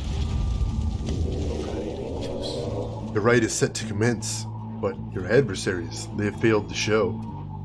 Captain Rhodes, welcome in! We did it! Viva la Revolution! It's happening. By the scribes, they must have lost all hope. Indeed. As the rites are drawing to a close, some of the triumvirates who of you have met, perhaps they are beginning to decide the stars are not worth heeding any longer. Ignarius. You wonder whether he would give up on the rites like that. He did seem rather disaffected, having failed in the Liberation Rite before. Perhaps he did finally decide to quit for good. In any case, we have begun the ceremony here, and so I ask that we end it. What do you mean? Who shall it be this time? What? How do we even have a ceremony if we don't have any opponents? I guess it's a freebie. Alright, that's weird. Just walk the ball in, I suppose. The Tizo's having fun. Excellent. We made good choices this night. Oh man, Marksman, that would be the best thing. Yeah, there's no other Pyre. What are we doing? This feels like a trap. I'm a little nervous about this. Alright, let's have Pamitha beer. And do we want to no. Ray's got that cool fling that we never get around to using. Choose someone. Alright, yeah, we'll put Pamitha as our lead. Then we'll have Ray be our second. And then we will have Bertrude be our third. Bertrude. It is done. I like how the voice is like, dude, hurry it up. He's such a jerk about everything. We will take no pleasure snuffing out a flame to sow. Yeah, this isn't going to be super exciting, I don't suspect, but still, we gotta. Lo, even your adversaries have abandoned you. Yeah, I'm noticing that. And it is done. Woo! The Nightwings prevail by default. Woo! Not that their adversaries even care. Woo! That was easy. Don't see why the rest of you are so dire. GG easy! It was a close one, but we pulled out a win there. Boundless are the teachings of the scribes. Did we get... I don't think we got any XP out of that. Damn it! I was actually counting on us to get some XP from that. And we got none. Now from my sight. That actually screwed up my plans. That's not a good thing. That is not a great thing. You were supposed to wait around for the opponents to show up. They didn't show up, though. They were gone. There was no one there. No one speaks further of the Templars back on the Black Wagon. Everyone instead preoccupied with the rite that is to come. Last chance then, is it? If any of us are gonna get out of here still, it's this time or never. Stars always shine with truth. The ending of the cycle of the rites is now upon us. He looks over to you. Please look forth, reader madam, and see this for yourself. You may well surmise where we are going next. Yeah, I do. The others turn to you as well. You turn towards the wagon's door. You know what you shall see out there. Now, however, the time has come to face it. The dim and fading light of the final star still pierces through the darkness, demanding your attention, guiding you towards the endpoint of your path. You see plain the golden star of Solium.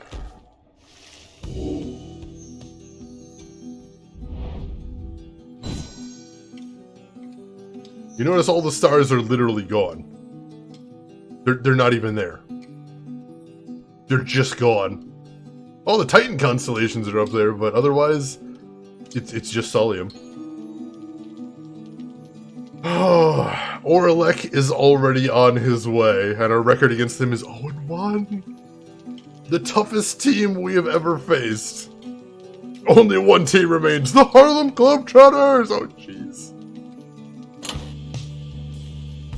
Probably the success is at 86%, but apparently the revolution's already started? Oh my gosh.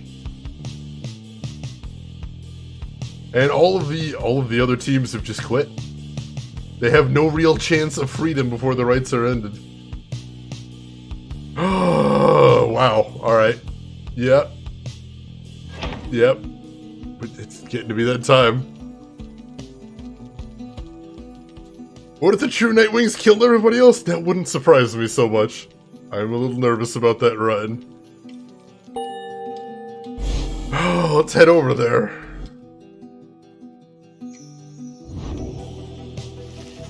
You are summoned to the fall of Solium for your 7th and final Liberation Rite. Thus shall the cycle of the rites be ended for an age. You sense that if the rites ever shall commence again, it shall not be during your lifetime, or that of any of your companions, even the longest-lived ones. The stars reveal to you one thing more. The adversary whom you face shall be Oralek. Already he has crossed Scribe's Gate, and awaits your arrival. If the 8 scribes created the Nightwings in their own likeness, perhaps it is only fitting that the Nightwings should in the end be forced to face themselves. It is a shame that we have to confront Oralek in the end. Our goals should never have been at cross purposes. I am surprised that this is what the scribes desire. For now, it may be best that you recover until dawn. Regain your strength as best you can for the coming trial. Rest well, reader. The group disperses as exhaustion sets in. At dawn, you fly to Mount Elodiel to make a final effort to achieve your plan and get somebody home, but who? Bet it all on the Nightwings! Since it's the Nightwings versus the Nightwings, that's about the best bet you can get right there. They looked upon Oralek's b-ball skills and gave in to despair. I'm having to fight that myself, so I understand the feeling. Alright, we got one thing to do before we head over there, though. We've got something we need to attempt at the very least. And that's, we never actually got Bertrude's unique talisman. So I want to take one more crack at getting it, because if we could get that, that'd be a big help, I suspect. I assume it's something cool, but we don't know for certain. It's time to play Barkley Shut Up and Jam Gaiden. It is actually on my list. I've got a copy. I've tested it out. It's on the list. Believe it or not. Alright, so request a scribe trial. Gimagumo, you'd love to see me play that? Oh, good. Good. I'm glad somebody would. I was confused. I wasn't sure if anyone would. Alright. We never actually got a scribe trial for Volford, which is interesting. I thought we would eventually, but no, it didn't happen. As long as she's ready for more pain, I should be happy to oblige. Chaos Dunk! Havoc, you're heading off to bed. Thank you for stopping by, Havoc. Hope you had a good time, and I hope you have a great rest. We will see you around before too long. Go big or go home? Exactly. Captain Rhodes knows what it's about here. Alright. So they've only got 70 in their Pyre, but they're fast and they have really big... Oh, jeez! Oh, dang it! Got right... Oh, that was bad. Messed up right from the start.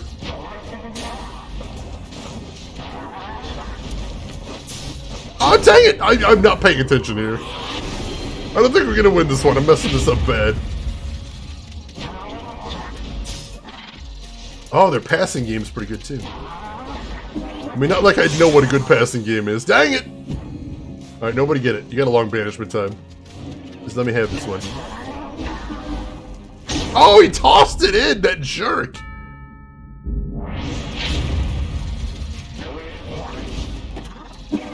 I got it! I got it! Nice! Alright, there we go. So we got one goal. I think we need, what, 2 or 3 more?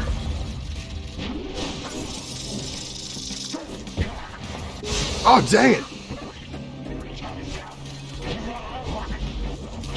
Did I just barely miss him there? I think I did. Oh, I can't actually Aura Blast these. Oh, I don't know why he passed it to me. That's really weird. Oh, dang it! Maybe that was why to attack. That'd be a clever strat. That would be a very clever strat if he tossed it to me just so he could destroy me. I didn't even consider that as a strategy. Oh my gosh! I didn't jump quite in time there. That's a free goal for them. Alright, I think I can do this, but we got off to a really rough start here. So I think that's going to stop us. That's probably going to prevent us from winning this one, but I think if we try again, we could probably win this one. Ah, caught midair. Nice! One more goal and we can do this. Oh, dang it, I thought I grabbed it there. I did not.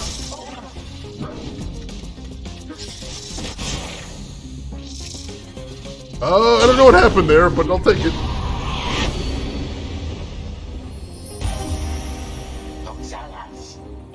I don't know how that guy got banished. I just saw him get banished behind me. A simple test, undeserving to be called a challenge. Well, it was hideous, but we won, so I'll take the W. I ought to fail you just for gloating, Crone, but these are not my rules, and your performance was sufficient, thus you have passed my test. Oh, he tried to do the splody banish thing and I was out of his aura. Oh, that's hilarious. Congratulations are in order, to you and to your lovely reader. Now farewell. Alright, sweet.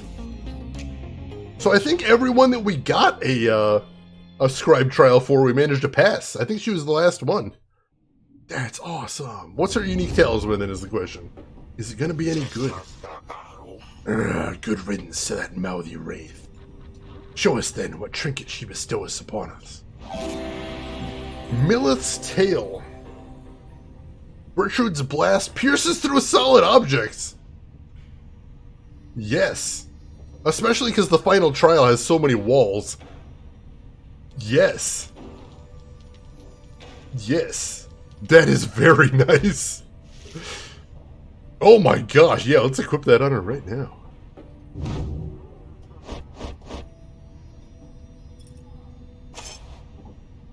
That back. Blasted pierces through walls. Alright, yeah. Now, does that mean there's a good thing if you complete all the trials? I don't know. I might have got a Chivo for it, like a Steam Chivo, but I'm not sure. You think a measly wall can protect you? Alright. Alright, that should be very helpful. Very, very helpful. Alright, so she's got her unique. She's got her unique. Got her unique, and they're all max rank as well. So that's good. No, they're all rank 20. They're all max rank. So there's no way we can rank any of them up. I'll double check though. We can't. Nope, we cannot. Yeah, rank 20 is the max. Yeah, Bertrude's we got at rank 20. So that one's already maxed out. Unfortunately, yeah, nothing else we can do there. Hey, Emperor, welcome in. How are you doing today, Emperor? How is the weekend treating you? Pleasure to see you. All right, good deal. That brings me joy. Hey, Chris Technician, welcome in. How are you doing today? Reader, your so-called friends. You are accomplice to their hateful plot. They are exploiting you. You shall never have your freedom. I know. Trey Dog going one more shot. Hopefully you get something good. Hopefully you get what you're looking for. I don't actually know what you're looking for, but I hope you got it. And thank you again for the bits, Trey Dog. I appreciate those a lot. Oh yeah, the broken sword and a fireball. Those are nice. And Chris, thank you for the host as well. You're doing good. I'm doing good as well. Good to hear. Not looking for nothing, just playing. Oh, even better. Even better. That means you win every time. So that's a good thing to see. If anybody else got any cool emotes out of that, feel free to share. Oh, Gamma Kumo, your faith in me is the wind beneath my wings. Thank you for that. Emperor, it has been a while. How much of a while is it? It's 23 months of a while. That is amazing. Emperor, and at tier 2 as well. Tier 2, so thank you so much for that as well, Emperor. I appreciate that. That's a lot of support. That is a lot of support, and it means a lot as well, Emperor. Thank you so much for that. And Chris, thank you for the bits as well. I appreciate those. The support means a lot. Emperor, it's all because I'm cool. I'm glad you like that emote. It looks so good. I don't use that one nearly enough myself. By dawn, you are already up and about after a troubled slumber. The Black Wagon is prepared for its final voyage to the fall of Solium. No one speaks. It's a whole 2 years if you count off by one errors. It's almost there. It's just about there. Alright. Not much left. As you lift into the skies, the lone minstrel raises his voice, cutting through the somber mood. Reader, a certain olden ballad comes to mind just now. I think it may befit the circumstance. Perhaps it may help to pass the time along our flight. Would you mind it very much if I were to play this song for the Nightwings? Oh, Lone Minstrel, if you've got something that you think is appropriate for the time, then by all means, my friend. A song from the Lone Minstrel may help lift the spirits of your companions at this vital time.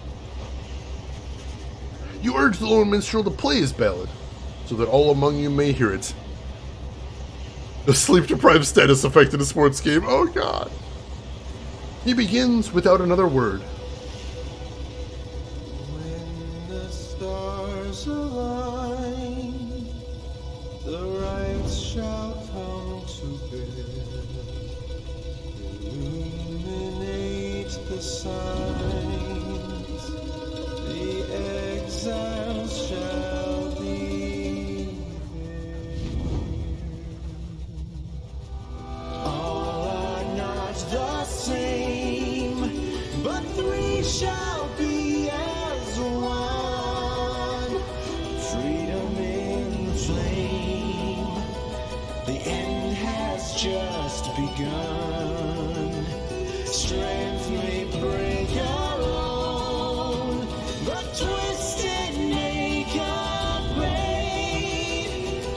Together on their own. Yeah, it sounds like Celeste in there with him. The music in this game is so good. It's gorgeous, absolutely. And then it just stops for no apparent reason. Oh. Just a really long pause there, that was weird. Alright, let's get Pam with us some favor, shall we? Absolutely gorgeous. All of the songs, all the music in this game is good, but all the vocal tracks are especially just beautiful. Just beautiful. Not just in this game, in all of Supergiant games. They are so good with that. And of course, John has a lighter emote. Perfect, perfect. Yeah, I'm gonna have to check out more of the OST after this. Yeah, Supergiant always knows how to do good music. They really do. Magnus, welcome back. How are you doing today? You touch down amid the narrow passageways of Mount Elodiel to make pilgrimage to the summit one last time. There, one last liberation rites shall soon commence.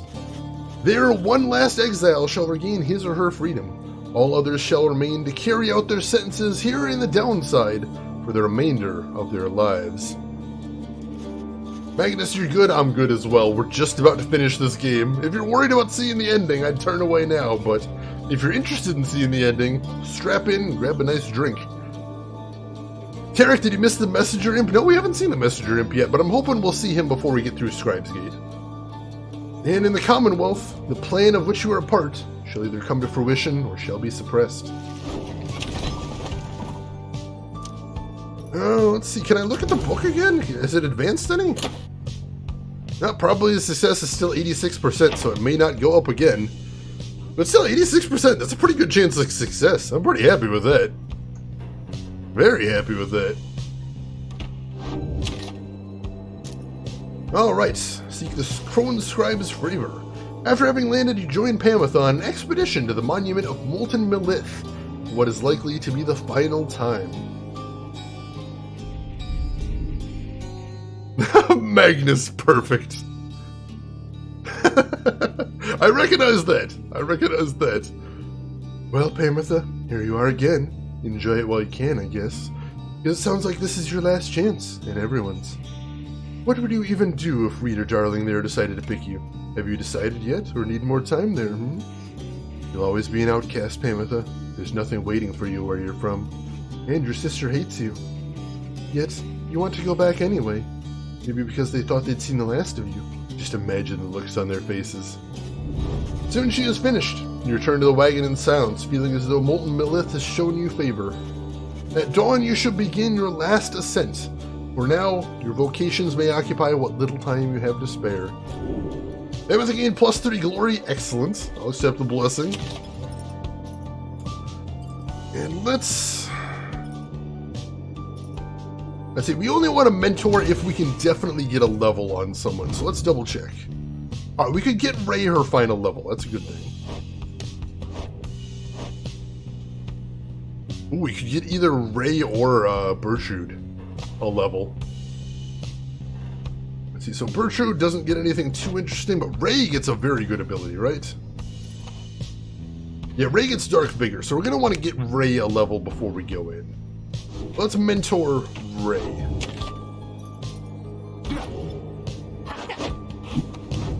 Send Pam with a respite. We probably are sending Pam with it just because I think she deserves it. She deserves it most definitely. It's a good line, Magnus. It definitely is. Remember your training, CQC. All right. You and Ray review what observations you have made thus far about the various triumvirates you have confronted on your journey. She has keen insights about some of them. Alright. Blessed are the scribes, whose eternal wisdom shines upon us through the stars and illuminates the path to our salvation. Wait, what did I just say? Why, that was strange, but I feel so invigorated now. Alright. Dark Vigor while grasping the orb, Ray sprints and jumps without using stamina. That is amazing. That is incredible. I sometimes wonder why the scribes wouldn't simply let us all go free. Yeah, me too. Me too. Alright. So she's got some really good skills right there. Now that is what feels like a cheat. Well, I think the trick is her sprint, and her sprint isn't as fast as some of the others, and her jump also has a weird charge-up time too. So it's not the best. If it was somebody like our dog friend from the beginning of the game that had infinite run stamina, that'd be insane. But no, for her, it's a big buff, and it is her top tier buff, so it takes some getting used to, or it takes some getting to. But I don't think it's going to be an insta win or anything like that. She's in a very powerful place right now, so that's a good thing. Alright, let's continue on. Feed her tofu after midnight and see what happens. That sounds dangerous. Off the Scribe's Gate for the very last time. Oh, a messenger imp with news and rumors on the other side manages to track down your wagon in the splendors of Mount Elodiel. Insta-win is best win, it is. The imp's latest information is about none other than Best Boy Tizo, whom you liberated at the fall of Solium. Everyone says he is the first creature of his kind to come to the Commonwealth. While this unique status brought Tizo no shortage of prestige, he nonetheless experienced difficulty acclimating to the new environment. It seems that he grew quite despondent. Then at last he managed to track down Volfred's agents, and with whom he is working to find a means to bring more exiles home. Thus has the revolution grown stronger. He also left Rhea a special verbal message via his most trusted messenger, who rears up and intones, Tizo wants you to know he's doing well, but misses you and hopes to see you again soon. That's all I needed to hear. That is what I needed to give me the strength for this final rite, is to know that Tizo, Best Boy, is doing good. We miss you too, Tizo. Progress of plan was still 86% last time we saw, but we'll check again. We will check again. Chris, that's about what the temperature is over by me as well. It's very chilly over here. Tizo! You thank the messenger imp for his report, and ask that he relay your kind regards. Your companions soon begin to talk in turn. You did it, little one. Scarce believe how long our Tizo toiled here in service to the Nightwings. He deserves more peace than us all. Very, very bright, that one. Would have served well as our familiar. Perhaps someday yet it shall be so. Tizo for president? I'd vote him in. 100%. Gotta throw that schloop in there, yes! I guess this makes him an expatriate of sorts, ditching the downside home in favor of the Commonwealth. Who would have thought? I'm so happy for him. I wish I could have a friend like him when I was here. I shall look forward to our next reunion, Tizo. Perhaps when we are back among the stars. Schloop is our way of seeing you soon. It's a special message to a special friend. The news of Tizo's adventures in the Commonwealth fills you and your fellow exiles with newfound resolve. Your companions gain +1 hope for the next rite, and we wish Tizo luck. Alright, that was just the strength I needed. Hopefully that'll be all the strength I needed, because it's going to be a tough fight from here on. You stand before the Scribe's Gate with your companions. The Gate Guardian is there as ever, but you sense something different in her. The exiles and the Nightwings. We shall not meet again after the coming rite. Tariq and I, it shall be time we take our rest, I think. Greetings, Celeste. I would tell you that the Nightwings are prepared, though this time, I am uncertain anyone amongst us feels thus. We have a duty to uphold, Tariq. And then what, Celeste? And then nothing. Not for the rites or us. Not till the dawn of a new age. Now, Nightwing, step forward. Please state your names and what it is that you seek whilst crossing Scribe's Gate.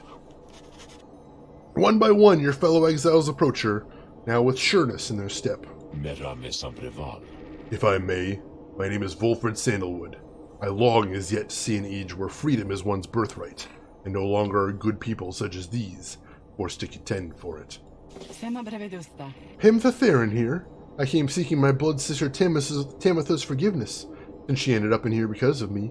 Maybe something good can come of it as yet. Oh, my name is Ray, and I am here because the scribes, this is a path they've showed me, and all of us. I like it when they call to me.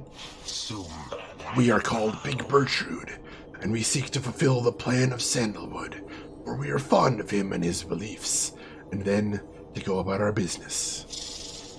Finally, you step forth once more. You, a common wanderer who vowed to help her friends be free again, and who managed to come this far with this group. The Gate Guardian observes you for a moment, then motions past the archway towards the summit. The 8 scribes bid the Nightwings welcome. Go forth with glory.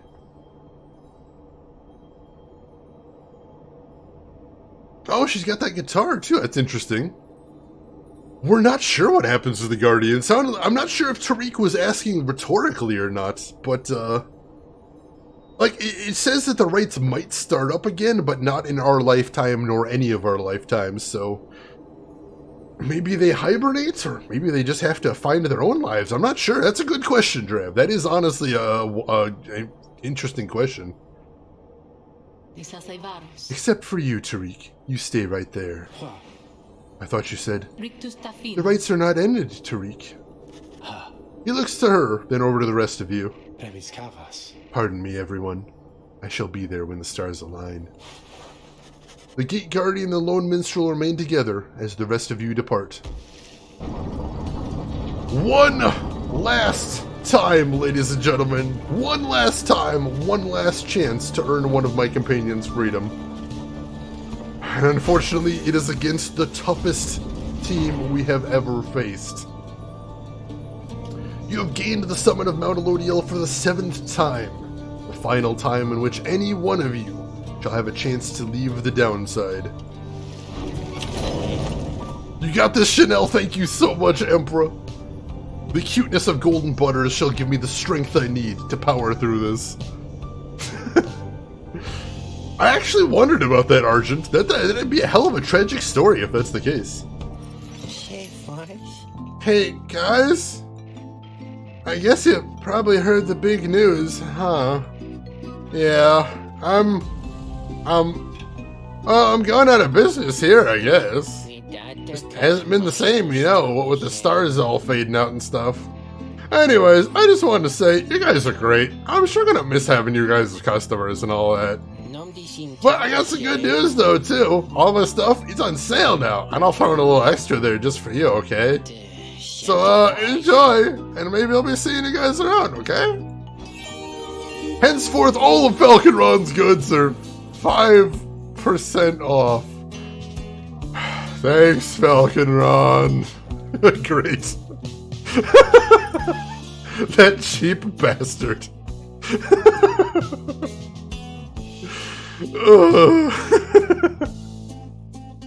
Alright, what can we put together for our final time?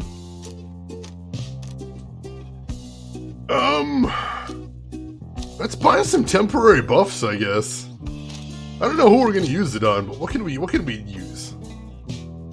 This is an EV game sale, oh god. I like presents. I like presents a lot. So that one's always good. Hope is always nice. Oh, I kind of want all of them. All right, let's see. Let's look at our team that we're taking.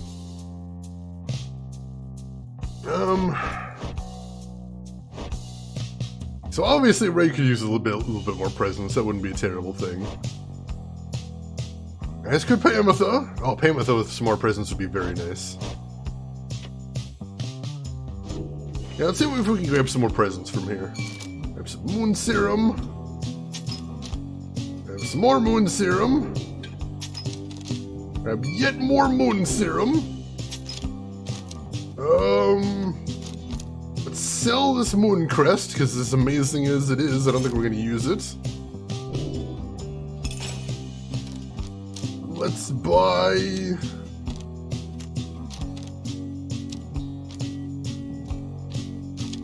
Do we want more quickness or do we want more hope? That's the question. She's got plenty of hopes, that shouldn't be a huge issue.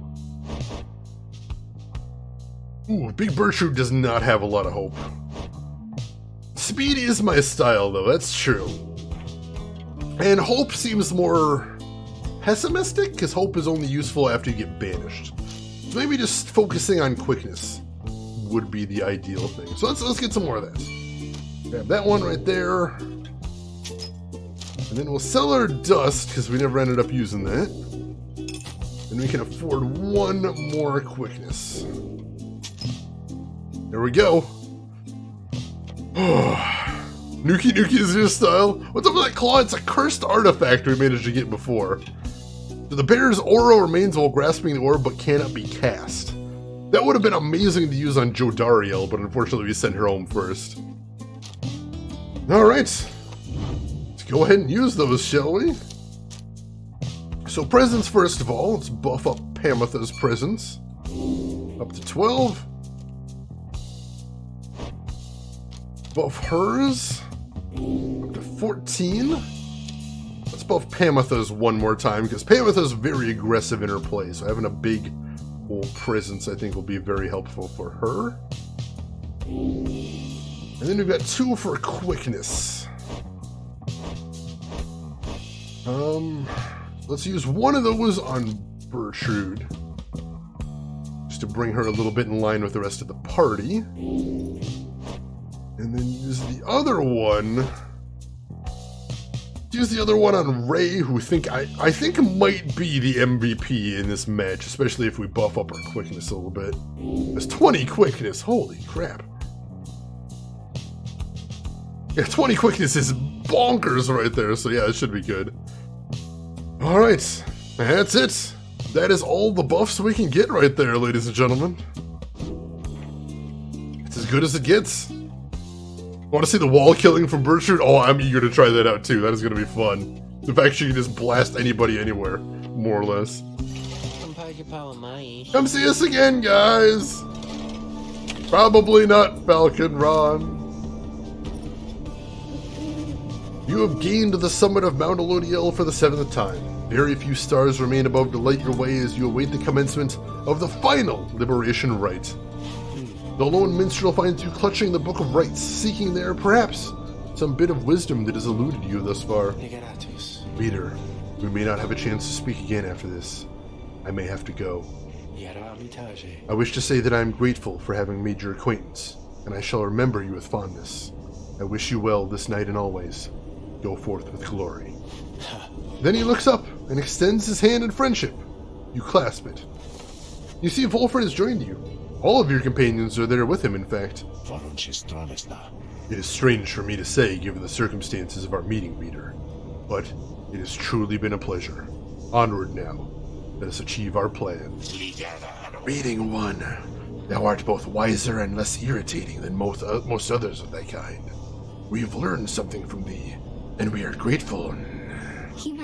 Oh, hi, miss. The others, they said they wanted me to join them and come talk to you, so here I am. The scribes are watching us. Well, Reader darling, what do you say we give those old scribes a real show to remember then, shall we? You look upon your fellow exiles, for whom you shall now conduct, your companions, with whom you have withstood the downside, with whom you shall now conduct this final rite. It's like being nice is physically painful for her. I was getting that as well. I lost welcome in. Just dropping in to say hello before I move to lurk mode. Lots of fun chores to do. Hello to you, Lost. Good to see you as always. Hope you're safe. I know Japan's having a real bad day today. Hope you're staying safe. And good luck with all the chores today. Good seeing you. Imagine how mad the lone minstrel will be if you accidentally sprayed a bucket of paint on him. He might appreciate having a little bit of change of pace there. Begging your pardon, but my time has come. We shall see each other soon. He departs. After this night, the outcome of Wolfred's plan, the plan in which all of you have been a part, shall be decided, one way or another. For now, all you can do is strive to prevail against your final adversaries, so that one last companion may go free. You rise to join your fellow exiles as the last remaining stars ignite. The people of the Commonwealth need us, chat. No turning back now. And no, we're not doing any Titan Stars. Let's just do this.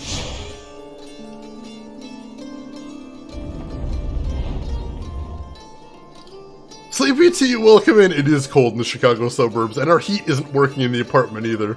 So it's extra chilly over here, but we're surviving, and I hope you are too, Sleepy Tea. Look, for one last time, upon the fall of Solium, dear reader. Hear me for one last time. For soon, the few remaining stars shall fade away, leaving you stranded there for your remaining days in that forsaken land where you deserve to be. The rabble that you roused here in the Commonwealth shall be put down. The exiles whom you liberated, all shall fall in line. Oh, shall they? But first, let us get on with this last Liberation Rite. You Let's face none other than yourselves. gasp. Each so unlike the glorious Nightwings of yore. 'Tis a shame that one of you shall soon be free, for you deserve each other.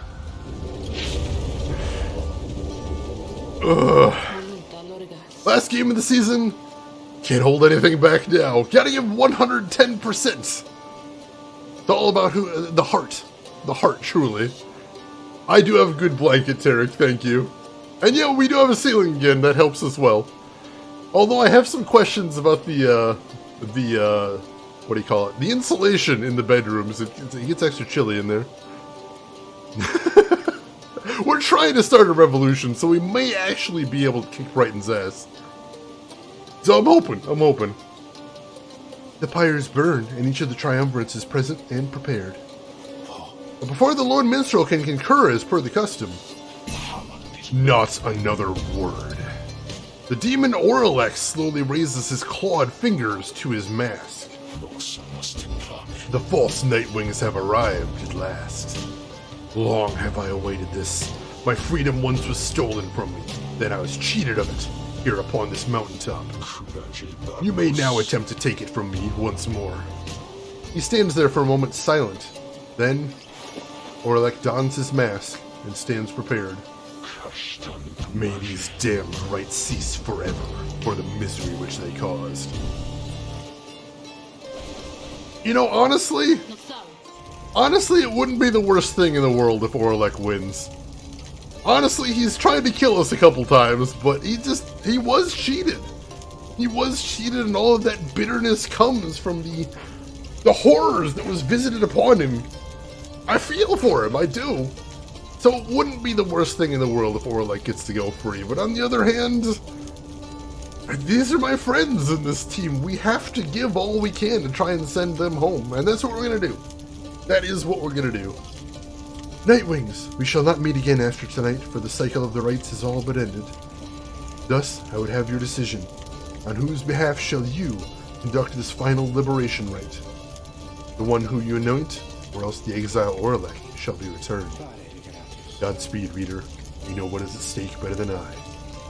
I have utmost faith in you to make the best decision and conduct this rite with glory.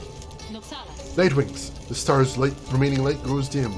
Your decision, please.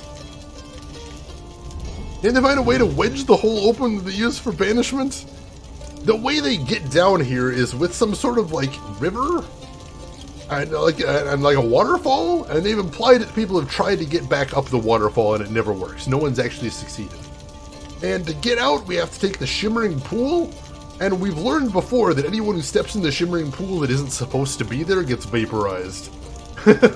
So both the ways we know to get out don't work. However, the whole plan that they've been talking about, Wolfred's plan, is to send people home and then have them throw a revolution and then try to wedge it open from the other side, which has never been tried before. That hopefully will work. It is time now to choose who among you shall go free this one last time. The rest of you shall remain in Downside till the end of your days. Yeah, rope or a good solid chain. I hope we can do that. I really do. One by one, you meet the gazes of each of your fellow exiles. Ray, Bertrude, Wolfred, Hamatha. Your fellow exiles, your companions, your friends. Together you have come this far, but now the Downside and the Rites conspire to tear your group apart and disrupt your plan. Are you prepared to choose this one last time? Yes, there's no turning back, and no, the pressure is too great. It seems both cruel and unfair to have to make such a decision. Is there no other way? I can't do that. That's just, no. No, the decision is on me, and it is great. But it's a decision I'm prepared to make. With but a glance, you reassure your fellow exiles that you know what to do. One final opportunity for salvation. Too bad for the rest of you. I think we're going to try and send Pamitha home. We've talked about this before, but I think she'd want to be there to continue trying to rebuild bridges with her sister. And I think she might be able to possibly get some sort of favor with the rest of the Harpies. maybe help out the plan in that way. I don't know, but I think she deserves it for all the work she's done for the team as well. Hey Teeps, welcome in. How are you doing today, Teeps? How's everything been going? Good to see you as always. So yeah, folks, I think that's my decision right there. The final team member to be anointed shall be the Harpy, max level, loyal to our team, enlightenment beyond measure, Pamitha the Harpy. Dear Fox, you're feeling rested and recharged. That is good to hear. I am living my best life. Thank you for asking. Click the button. Go beat them in the face. Hell yes. Let's do this.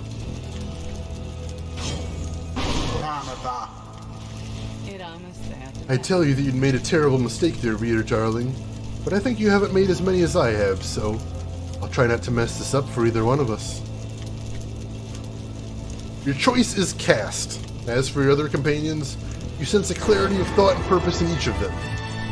They stand ready to support Pamitha as well as you. And Emperor, thank you so much for the gift sub number 175. That is what a breathtaking number. How do you even cope with that? It's so many. Emperor, thank you so much for the just intense and constant generosity. I truly have no way to thank you, but I will say thank you. And Elena, you enjoy that gift sub right there. Got that nice rainbow badge back. You enjoy those emotes. Oh, Alright. So everyone's ready to support Pamitha. I'm glad. There was always that bit of worry. That they'd turn after I didn't choose them, but I'm glad they're standing by our side. We are truly a team. And that's heartening. Who shall lend her support? Well, Ray's gonna be our second, because I think Ray could possibly be the MVP right here. So we're definitely choosing her. Ray. Blessed are the scribes who grant to me and all of us this final chance, that we might free our dear friend Pamitha. This community is a great community. It is only natural. Also, I bribe. I appreciate that, Emperor. That really does mean a lot, in a lot of ways. Thank you. And the third one we're taking, I really wish we could have got another level for her. We were so close, and if we had one final rite, if the other team had showed up in that last rite, we would have got another level for her. And the ability wouldn't have been so great, but I think it would have been a little bit of a stat up, I think. So that would have been nice. But we did get her ultimate talisman. She can blast through walls. That should be very useful. And she also fits the speed that I like very much with her dash, which is amazing. So I think we're going to bring Bertrude in as well. Mizonga, welcome in. I'm doing good. How about yourself? You're here just in time for the final battle. So I hope you got a nice beverage with you. I hope you're comfortable.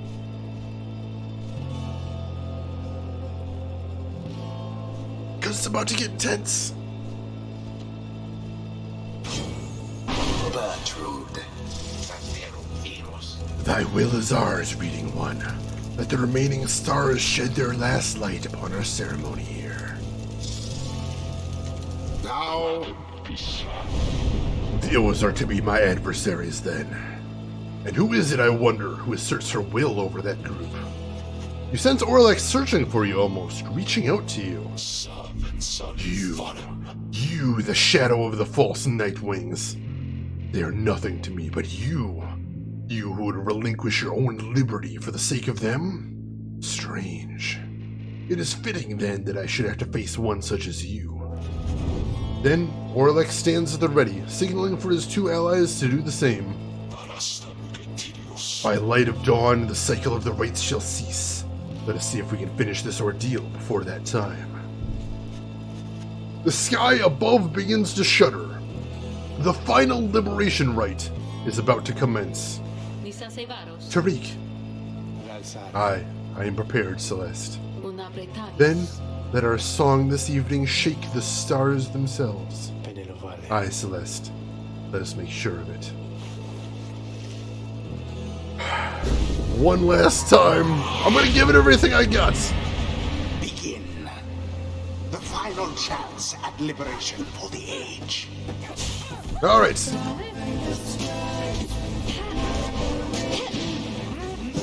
Ah, God. Oh, jeez. That pass. first goal's ours. Oh, they have a hugely buffed Pyre, though. They've got a big buff on their Pyre. Oh, jeez. There we go. Come on, go, go, go. Yes! Alright, we're starting off with 2 goals. That's good. That's good. Bring them back down to size. The sky rains ash. Soon shall your own Pyre mingle with them. Just then, the skies above begin to rain down fire. The final throes of the cycle of the rites and the ending of the age. Okay. Wow, Joe, what? I'm sorry, what? No. Why did... No. Why did... hey, that's not fair. How is that fair? Oh my gosh, no. How is that fair? Oh, jeez. Oh, no. Nice. Oh, didn't jump in time there. That's their goal. Alright, that's okay. We're still in this game.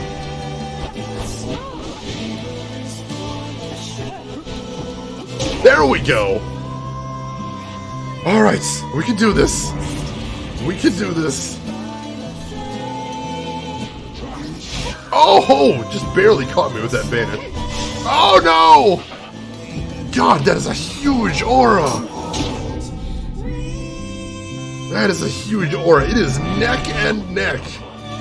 All of you, you shall rot here. You shall rot as I have all these many years. You false nightwings who would deny me once again my rightful liberty. You who would deny that liberty to all of the triumvirates you face, and vanquish under the guise of the traditions of these blasted scribes. Come, let us continue with this glorious affair. Alright. Oh my god, how did he... That backdash, my gosh. Nice! There's the cast right through the wall. There it is. Oh, dang it, just barely caught me there. Alright. Oh, dang it, I didn't fly in time either. Shoot. Oh! Almost got away from there. I almost made him pay for that. It would have been nice, but not quite. Go ahead and get this. Oh, dang it! He's so fast! We banished each other, that's not great. There we go. Oh, and I just dodged into the banish. Not quite. There goes the arm. Such wear. Alright, there we go. Oh, we're so close. Oh, this is the last boss. We're right at the end here, dear Fox. Came in at the time of maximum intensity. So the false nightwings bear their fangs at last. But that cannot be your finest effort. You think you deserve your freedom more than I? Then fight for it, damn you! I'm trying. He has changed, that warlick. Grown old and bitter, lo his meaning by the scribes. One more gold, we got this! One more goal! Dear Fox, you're clenching all of your butt muscles for you. Me too. We're clenching in tandem, dear Fox. It's a little weird, but I'll take it. Oh, jeez. Orlick stands breathing heavily. He looks back on the thin lick of flame that is his smoldering pyre before turning his attention back to your triumvirate.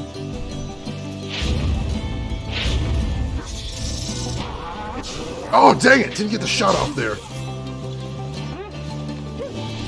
Come on. Come on! Oh, no! A shameful outcome. That is shameful! I'm not pleased about that. Alright. There we go. Rush it in! Rush it in! Oh, no! We missed our jump. No! Oh, we jumped into the wall there. That didn't work out well. Come on, banish him! There we go. Seize the orb. Oh, jeez. There we go. Grab it. No! Oh! Get him banished.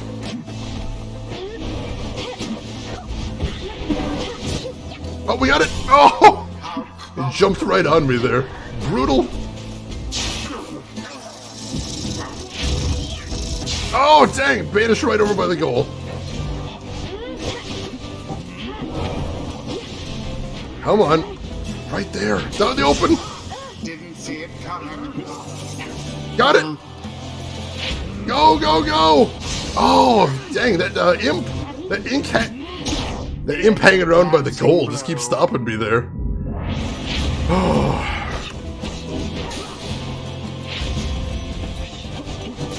Oh, no, he dropped it right there. Dang. That was so close. Alright, there we go. Oh, so close!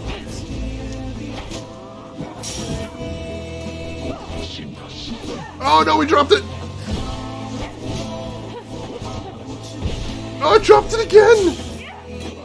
Oh my, did you see how close we were there? Oh, that stings! Alright, banish him, but they got the pass. Run! Run! Oh! Missed the jump!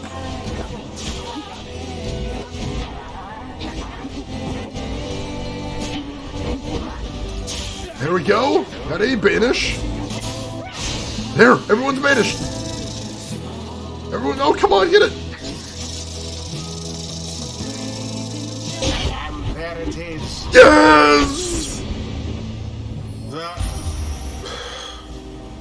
Night Wings proved their worth. Rather convincingly, I must admit.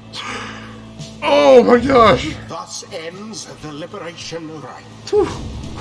Thus, the scribes have chosen. Oh, thank you so much for the GGs in there! Oh my gosh! LTG, Tukos, Deer Fox, John, Rin, Tarek Silver, thank you so much! Oh my gosh! Argent, Sisu, I'll call that praise. Trey Dog, Emperor, thank you so much, everybody. That was so intense! We kept getting banished just inches away from their Pyre, but we pulled it off! We pulled it off! And then he did like 2 more goals to go too. Vikiko, thank you as well. Elena. Oh, you folks are so kind. Thank you. Not bad there, reader darling. Just another night in the downside now.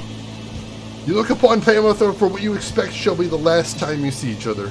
Any moment now, the Shimmer Pool shall engulf her. Any moment now, she shall return to glory and join with Bolford's agents in the Commonwealth to help achieve the plan. Any moment now, the cycle of the rites shall end, at least until the dawn of a new age. Any moment now. And thus, the scribes have chosen. Yeah? Now? And thus, the scribes have chosen. No! No! And thus, the scribes have chosen. Where's the Shimmer Pool? No. Nightwings. Reader. What have you done? Oh no. Damn. Did we already miss our chance? Each prior time upon the fall of Solium, the Shimmer Pool is opened, following the Liberation Rite, taken in whichever exile prevailed. But now, all is still, and the light of the stars above has all but died. You sense a growing fear that it is already too late, that the Shimmer Pool shall not reveal itself again. Orlek approaches, his head bowed. The 8 scribes saved their greatest treachery for last. Then something else catches his notice. Wait. A sudden rush of starlight cascades through the stillness of the summit. The Shimmer Pool has appeared again. Different, somehow, but open. Pyre looks upon it, but it does not engulf her, at least not yet. It seems I was mistaken then. The 8 scribes, this is not their greatest treachery. It is their greatest jest. The Shimmer Pool is flung wide open. It seems that all are worthy now of freedom. Orlek strides towards the Shimmer Pool, but... Halt, Orlek. Orat glances over at the lone minstrel, almost in surprise. The shimmer pool has lost most of its strength. You step inside and you shall surely drown. Of that, I can assure you. He laughs to himself at this. Then we have all been cheated. No, the shimmer pool is revealed and one of you may still return as planned. But, as for who returns, someone shall have to choose, ere the last light of the stars is extinguished and the rites cease to be. This is the final trial of the scribes. The final trial of the scribes. Then, our confrontation, the Liberation Rite, it all was meaningless? No, the victor of this confrontation is to be the one to make the choice among those closest to the scribes, either the anointed or she who anointed them. Then it's sounding rather like I can get out of here. Though maybe you can, reader darling. Aye, it shall be either you, the reader, or... shall be either or.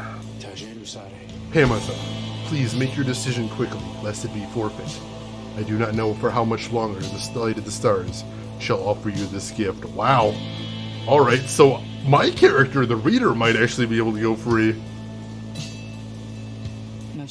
Quite the dilemma, but I think I know which way I'm leaning here.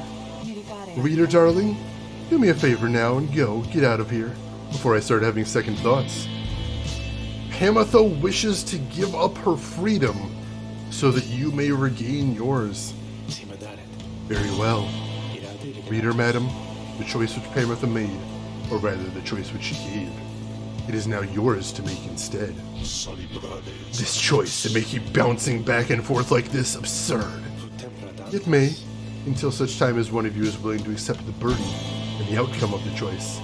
That is the trial, and I fear that there's little time remaining now. Reader, if you and your companion are too cordial with each other to accept that freedom, either one of you, then I shall gladly take it. Freedom ought to be more than some flirtatious trifle to exchange. Reader, what is your will? Chat, do we accept Pamatha's gift? We offered Pamatha freedom, she earned it. But she's asking if we can go home on our own now. We can allow Oralek to go home as well, but I don't know, we earned it. That's what I think, we earned it there. I'm with Rin taking the gift and Petizo, so Rin and LTG both vote to let, for me to go home. Sisu, Yamagumo, Ryan, you all want Oralek to go home? Really? We can look up what happens in the other cases, but for me, this is my decision. This is the final decision. If you go, you can try to get the others out. Exactly. I think if I go, I can help the plan succeed. Maybe we can get everybody out. I don't know how. It's a test. I think it should be Oralek for the test. I'm going to honor Pamatha's choice. I'm going to go home. I'm going to help the plan. I'm going to try to get everybody else out. This is your chance, and Pamatha wished that you should take it. Your mind is made up. You have chosen to be free yourself. I see and understand. Then it is done. Pamatha looks to you one last time, her heart filled with unspoken understanding. You turn to the lone minstrel for an instant, but another instant later, he is gone. He and everyone. All you feel is the coldness of the rush of water coursing all around you.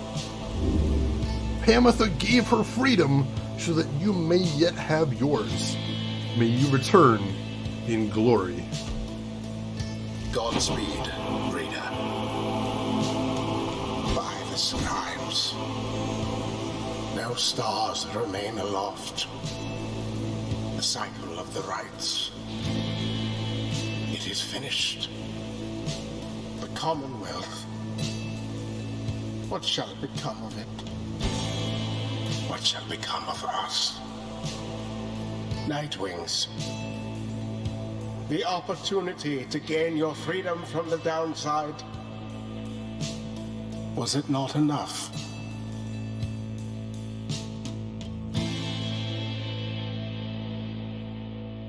That's some heavy shit. That's some feels right here.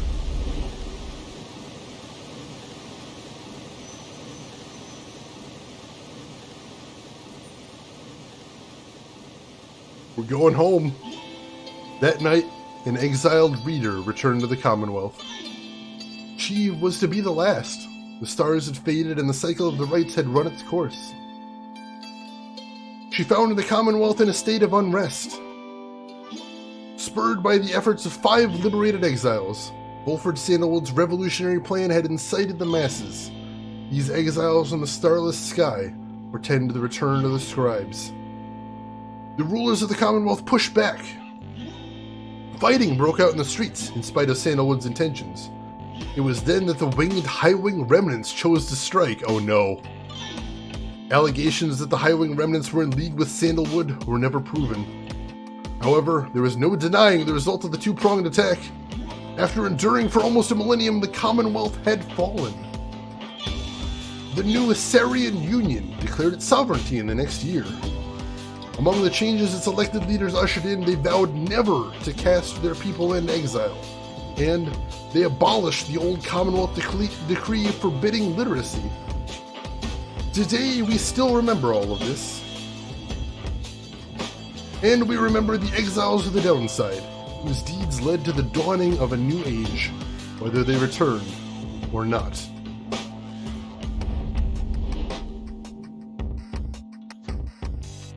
Alright, we get to see everybody here. We get to click on people? The imp called Tizo was the first of his kind to achieve liberty through the rites. While he was not the only imp trained in the way of the scribes, imps are native to the downside and thus care not for traveling abroad. This made them useful to triumvirates. Yet Tizo had a different calling, and the Nightwings believed that he too could play a key part in Wolford Sandalwood's plan. During the night of the scribes' return, he stood out to the populace as something of a miracle. They only heard of downside imps before, from legends of Haub the Swallow. Afterwards, he became something of an icon, representing both the fall of the Commonwealth and the beginning of a new era. Wolford Sandalwood would sometimes send him little gifts, all the way from the downside. Despite the insurmountable distance between them, their friendship proved more than resilient. He often chirped about the reader of the Nightwings, with whom he built quite a rapport. The reader understood him perhaps better than anyone. And Tizo would often express wistful gratitude for all his time conducting the rites alongside the Nightwings, who made such sacrifices for him. Other than that, Tizo was diligent about his role as something of a living artifact, and helped interpret for the messenger imps that relayed news to and from the downside. Despite having gained significant celebrity, he never let it go to his head. Although he did take full advantage of his access to the Syrian Union's fishing industry. Tizo best boy confirmed! Oh, Tizo! It warms my heart right there. Oh, man. Alright, so we get to find out what happened to everybody. That's awesome. And you notice they're separated. Everybody on the... No, not separated. I thought everybody on the... Or no, everybody with the halo around their head. Everybody with the halo around their head are people that went free. Interesting. Well, let's find out everyone that went free first. Let's listen to them first. Let's go ahead and start back at the beginning. Our girl Jodariel. After her liberation, Jodariel soon became an icon of the movement that led to the collapse of the Commonwealth and the rise of the Syrian Union. Her military prowess and experience led to key victories and clashes against Commonwealth loyalists. Each time she was able to subdue the opposition, avoiding lethal force. In the uncertain times that followed, Jodariel's seasoned expertise often came into play both in matters of security and state. For instance, she conscripted and trained a team of volunteers in public safety.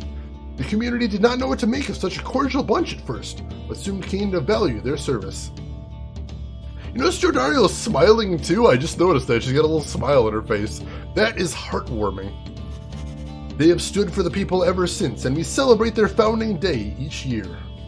She remained close with Headwind all through the experience, and they supported each other through their struggles many, many times. She often had to stop herself from fearing for Ray, whom she tried to look after as much as possible on the downside. Soon she would reassure herself that Ray was very capable of surviving on her own, and in fact, she was not mistaken. She continued training on her own, a regimen that grew stricter with each passing year. There were those who sought to train with her, and she sometimes obliged. There remained one other constant in her life. She would always remember her days among the Nightwings, and with fondness, for the most part. How does her neck support the weight of her horns? There's exercises for your neck, too. You could probably hit her neck right with a sword from the side and it would just bounce off. Powerful neck muscles. Alright, if anyone's got requests for who you want to hear next, we got a lot of people to listen. We got a lot of people to listen to about, so I'd love to hear if anybody has requests. But otherwise, I'm going to do the exiles. I'm going to do the ones who were freed in order they were freed. So next up, our doggo friend, Rookie. After Rookie Greentail earned back his freedom, he returned to a lavish welcome ceremony in the Commonwealth, as was the tendency for liberated exiles. It was everything he could have hoped for, and soon he was well off, surrounded by luxury and choosing between various exciting opportunities. However, he must have given in to his better judgment, as he did end up siding with Volfred Sandalwood's revolutionary forces, as he promised. On the night of the scribe's return, Greentail kept busy barking orders to Volfred's agent as the situation grew tenser. He took rather well to leadership. When dawn finally came and it became clear that the Commonwealth that everyone knew would be no more, he realized many new opportunities awaited. He began quite a lucrative career for himself, manufacturing and selling replica merchandise inspired by the downside. His main struggle was to meet demand. An aspect of his conscience cautioned him against making light of such a thing, but the money was too good, and soon his family was as well off as he always said. He also kept close in touch with Gilman, ever the perfect practice partner. They would train together often, taking care to stay in tip-top shape as much as possible throughout the years. Greentail always did his best to keep in touch with all his many friends, and knew that he owed his fortunes to them. He made a special point of staying close with the group of friends he came to know so well during his time with the Nightwings, wherever they were. They shared a special understanding that put even Greentail at a loss for words sometimes. Aww. And next up, let's do Hedwyn. After his liberation, Hedwyn was instrumental in the plans leading to the fall of the Commonwealth, and was vital to the outcome of the plan. He was the one who led the raid on the stronghold where Archjustice Androblees IX was holed up when the fighting grew fierce. Ladies and gentlemen, if anyone is wondering what happened to the voice, he's about to get his ass kicked right here. I'm not eager to hear this. With him, and then and thereafter, was one of the winged harps of the Highwing Remnant's leader identified as Fakani Shang, the person he left to go searching for. Their bond was vital to the peace that followed. All his days as the leader of the Syrian Union, Hedwyn often confided in his friend Jodariel. Despite her intense manner, there was no one whom he trusted more in times when circumspection was required. Hedwyn often think back about the vow he made at the beginning of his quest for freedom. Joda, you're off to do stupid self-made chores. Thanks for stopping by, Joda. I hope you had a fun time and good luck with your chores. And yeah, they disappear as I read about them, so we're just sort of clearing the field as we go. Although he cherished all the friendships he made, he had pledged to Jodariel, Rookie Greentail, and the Reader of the Nightwings that they might all be free again together. His promise had come to pass, though he always knew that this was not his own doing. He was always deeply grateful to the other three, his closest friends. While the others who stood with the Nightwings were not all able to remain in contact thus, Hedwyn thought of each of them, and so, in turn, did they oft think of him. Alright, and last, we've got Sir Gilman as well. When the worm Gilman returned to the Commonwealth, he believed that he had regained something even more important than his freedom, his honor. Gilman relinquished his knighthood, and declined an opportunity to serve as captain of the Blood Border. He was not interested in fighting any longer. Yet, as is sometimes the case with those such as he, a circumstance soon came about in which there came a need for him to once again make use of his military training. He fought the night of the scribe's return. He fought with all his might. He faced other worm knights. He cared only for the cause. When the matter was at last put to rest, then Gilman truly knew his time as a knight had ended. He declared to all those in earshot that he would never fight again. Unless, of course, there arose some other extraordinary set of circumstances, again requiring him to fight, but he certainly hoped not. He still trained regularly just in case, especially with his fleet-footed friend, Rookie Greentail.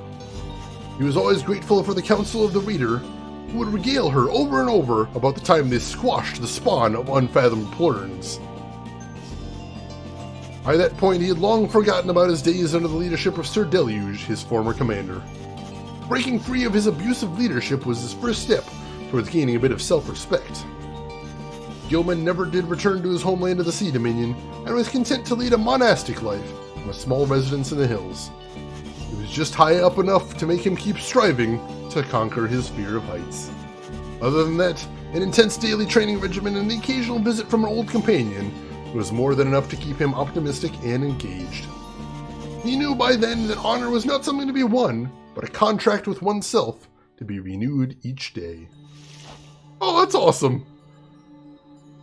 Well, I suppose we should look at the last other person that went home, the one time we lost a Liberation Rite, Pamitha's sister Tamitha. As soon as possible after Tamitha Theron earned back her freedom, she rejoined her sisters, the Highwing Remnants, in the mountains north of the Commonwealth. The Commonwealth believed that someone such as she could only be rehabilitated through years spent in exile. Instead, her hatred for her ancient enemies only intensified.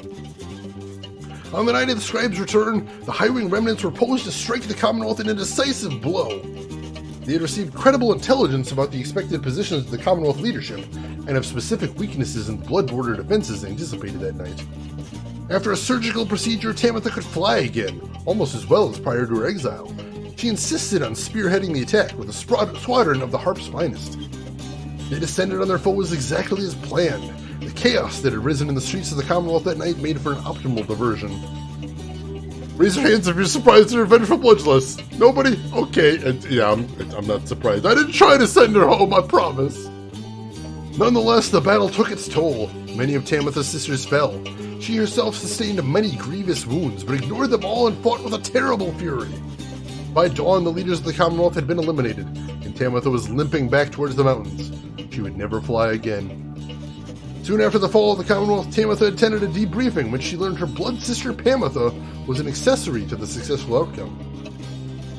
Tamitha was very skeptical of this, but so many of the Highwing Remnants honored Pamitha that Tamitha soon accepted the prevailing option, though grudgingly, at first. A messenger imp later arrived bearing some sort of message seemingly from Pamitha. However, Tamitha turned it away. She forever resisted the impulse to forgive. After the rise of the Syrian Union, Tamitha Theron continued to serve as flight tactician and remained respected and feared even among her own kind. However, without a war to wage, she grew more distant even than usual. Those closest to her surmised that her inability to reconcile with her blood sister was at the heart of this, though for her part, Tamitha never once admitted to any such weakness. Well, that's unfortunate. Speaking of, let's hear about Pamitha. Immortal Wish? Hey, Immortal Wish, number one, welcome in. How are you doing today? How was the weekend treating you? And number two, thank you so much for a 3-month resubscribe right there. I appreciate that. That means a lot. Thank you for the support, and I hope you enjoy those emotes there. We're just in the ending of the game, so if you've been enjoying the narrative, this is how it all wraps up right now. After the rites ended, Pamitha Theron parted away with the other Nightwings, stating that she needed time alone. She reappeared sometime after the fall of the Commonwealth, although she expressed mild surprise at the news. She claimed to have no knowledge of what went on, including what role the Highwing Remnants had in the events that shaped the world on the other side. For her part, Pamitha feigned little interest, making the point that they were stuck, and what happened elsewhere had little to do with them now. Someone with whom she kept in contact was the bog dweller called Big Bertrude. They would discuss all sorts of matters long into the night, and sometimes hunt together too. Tamitha never saw her blood sister again, though they did hear of her. By some accounts, Tamitha played no small part in the historic last days of the Commonwealth. In turn, Tamitha must have heard something of her blood sister. However, she never responded to Pamitha's attempts to contact her. Pamitha did not expect forgiveness from her at any point. Nonetheless, she kept on trying to reach out, and she said, to ruffle up her feathers just a bit. Having long since felt as if she had no home to call her own, Pamitha continued traveling about the downside. As the tempest swept across the land, changing its features, she found in it a sublime beauty, and in the starless lights, she could still see just fine. She said such travels tended to remind her of who she was when she was younger, and could fly unfettered. Alright, well, what do we want to do next here? Let's do Ray. Let's see how she's doing. Long after the rites had ended, Ray admitted she knew well before the fact that she would not be going home again. At least, she had a very strong feeling. She ended up not minding very much, because she had little to return to in the Commonwealth. Her sense of home had changed. She took to wandering from one celestial landmark to the next, ever paying homage to the eight scribes, whom she believed had influenced all that transpired. Did they just send bottles downriver? Messenger imps. Messenger imps. I'm not 100% sure how the imps are able to travel. I think they mentioned something about two imps meeting right at the waterfall, because the imps are able to travel farther along the waterfall than anyone else can safely. But they can't actually cross over, so they just have to meet along there, is what they explained later, I think. She took to wandering from... Oh, sorry, we already did that. Two imps meeting? It's not a double entendre, I promise you, Emperor. She was no stranger to traveling alone, but was always happy to have company. Through it all, she would wonder how her little friend Tizo had fared. While they were divided now by great distance, he always remained in her heart. Though they could not see each other any longer, Ray often thought about Jodariel and spoke to her as if she was there. Ray tried never to make a decision without first consulting her idea of what Miss Jodariel might say. One day she encountered one of her former adversaries, one called Almer Oldheart, who had served the Fate. She remembered him more than he did her, though only just at first. Excuse me. Their shared experiences in the rites and their different viewpoints, or their different points of view about the scribes, formed the basis of what grew to be a long-lasting relationship. Ray was always devoted to her faith, but more so to her friends.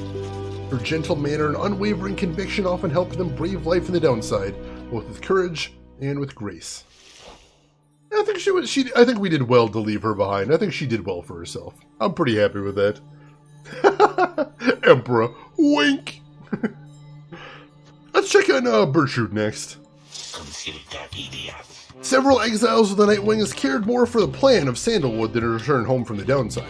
The crone called Big Bertrude was a prime example. Looks like their two imps met.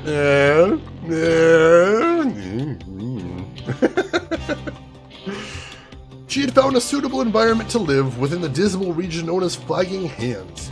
There she built up a thriving place of business known to many exiles in the land. With the rites having ended, she returned to her preoccupations, working away almost as though nothing had happened. When one gets to be more than 400 years of age, perhaps then even monumental events such as the culmination of the rites or the collapse of the Commonwealth are seen as trifling matters. Much of her effort was doubtless due to the influence of Sandalwood, someone whom she had admired now for decades. He had made it clear that he could not requite her feelings for her, but what could have been a hurtful dismissal only led to a deeper understanding between them. She maintained an unlikely kinship with the harp Pamitha Theron, whom she had known during their time together on the Nightwings. They each had different strategies for dealing with life's day-to-day annoyances, a subject that they both found vital, if not fascinating, to no end. By and large, Bertrude kept focused on her work, whether casting small enchantments or imbuing talismans. The work brought her a sense of purpose, she would say. In the Commonwealth, such services were strictly forbidden, but on the downside, there was a real need for simple luxuries, which the competing slug market could not always provide.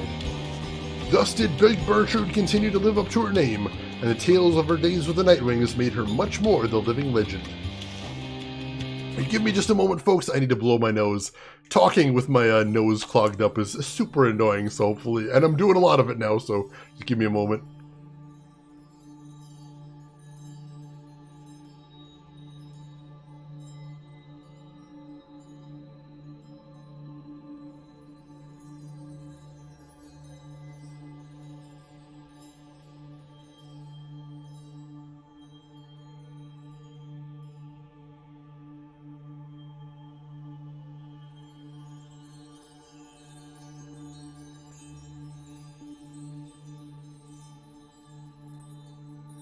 Yeah, Falcon Ron helped us out a lot, but I don't know that I've completely forgiven him for that 5% discount. Because seriously, at least now we know that he was slayed by his own sword of capitalism.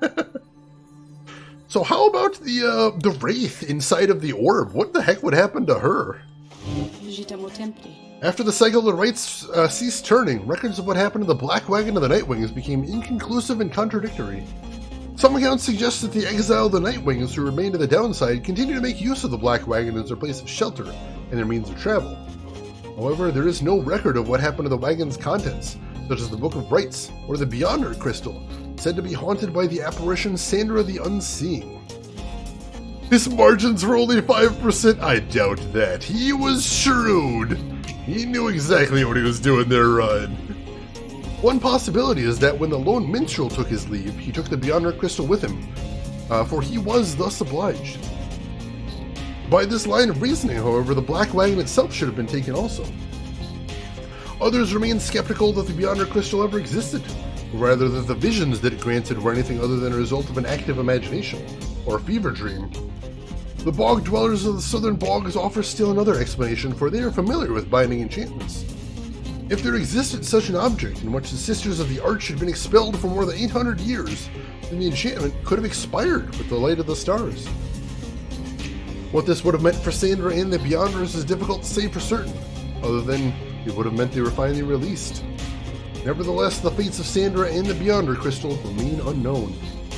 Yet those exiles of the Nightwings who claimed to have seen this apparition all spoke of her with a degree of reverence, or perhaps a little fear.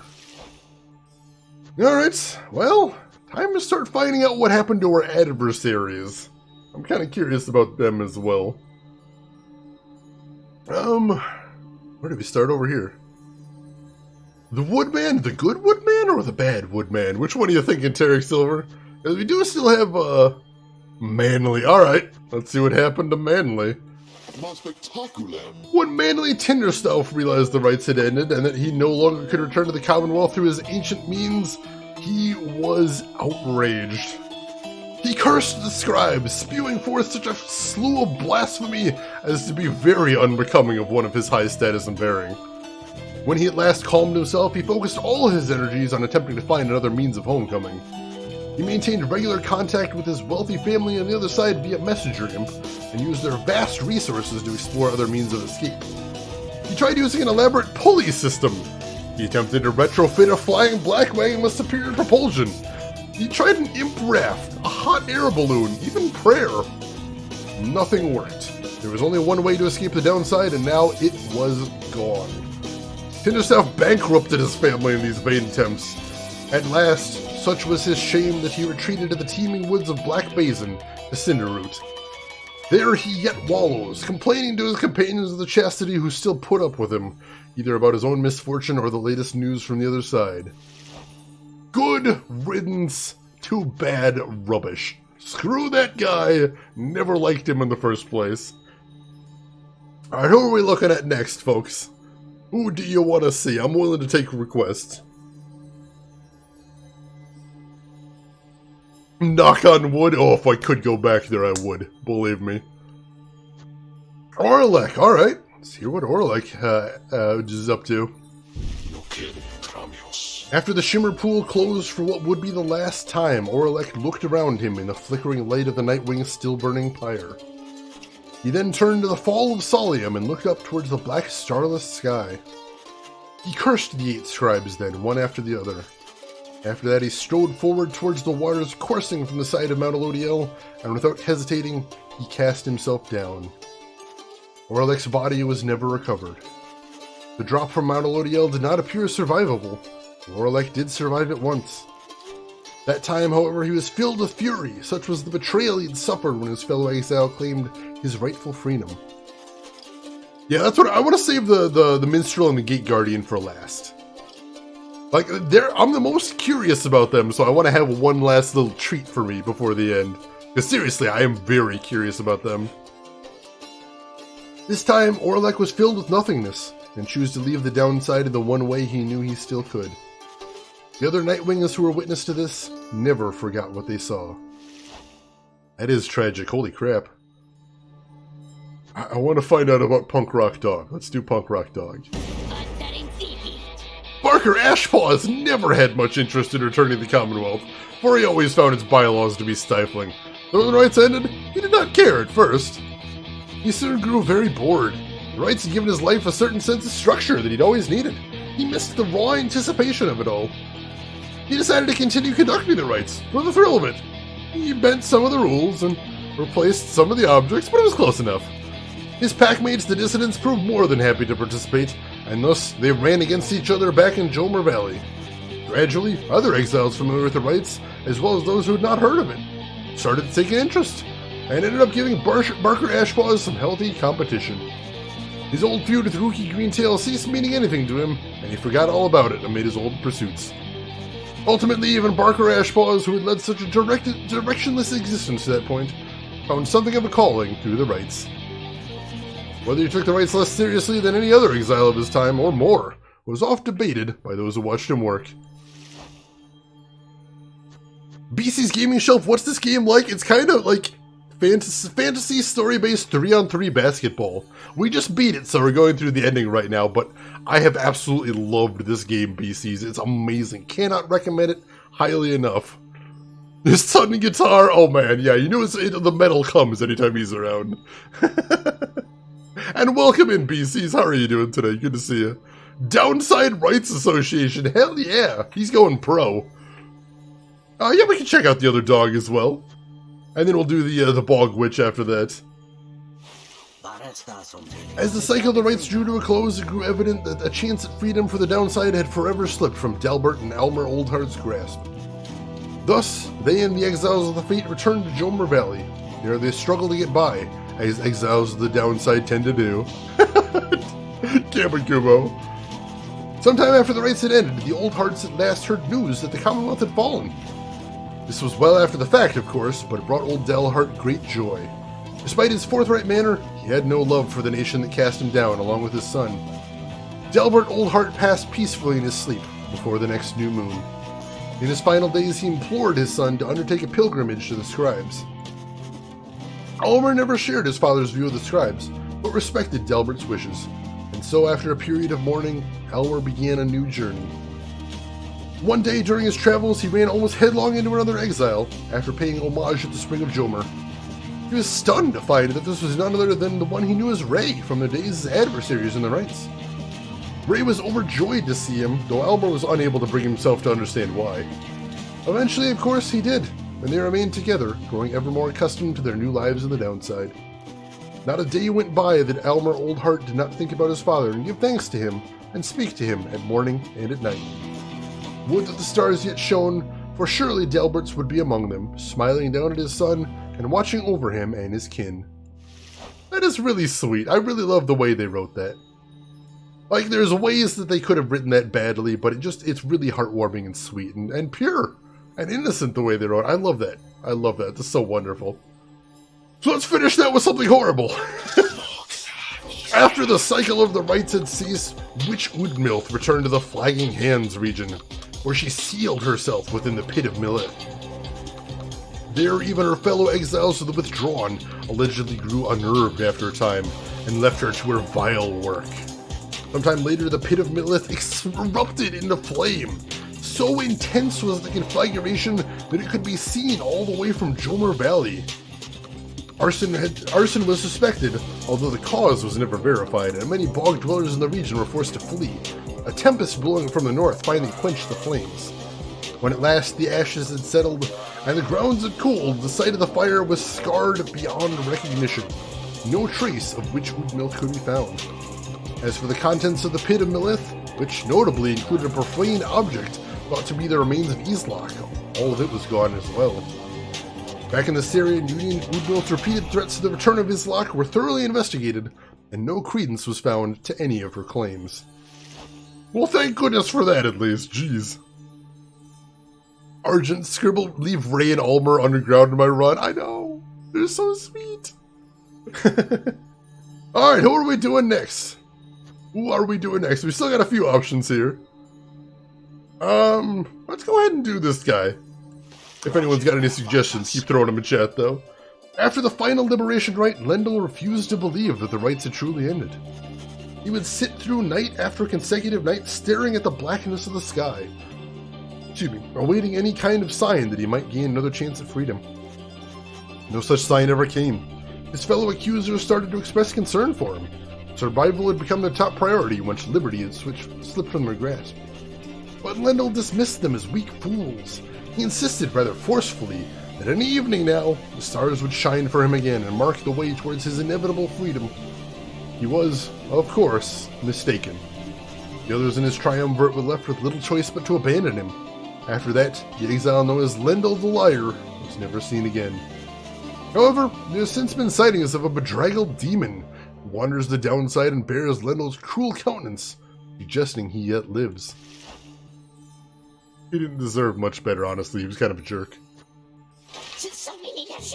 All his life, Sir Deluge had fled from one danger only to find himself facing another.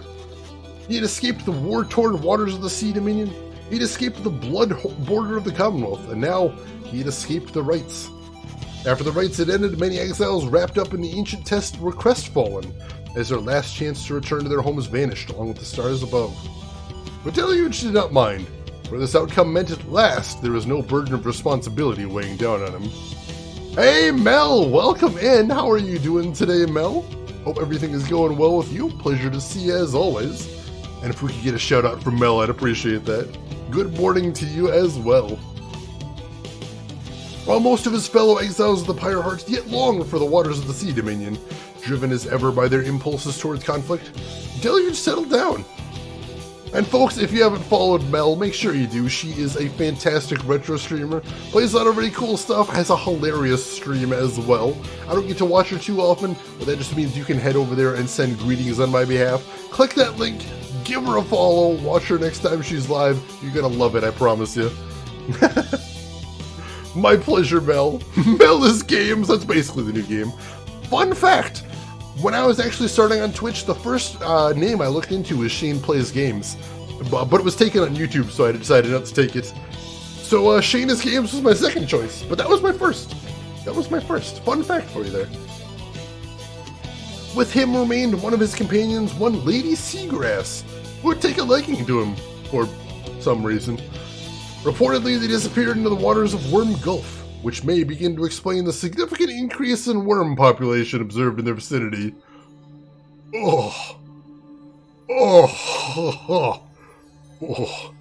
Gross. Gross, I did not need that. Shane is video games, and I love it. Best video games ever. I made 100% of games, it's true. Now, we wouldn't have had Chanel's games. We almost didn't get Chanel's games. How horrifying is that? The everlasting supply of fish bait. The boom chicka worm, wow. Oh god.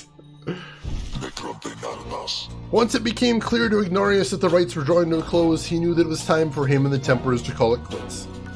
But first, he and the Templars decided to celebrate, and that they did for many, many nights. The revelry did eventually subside.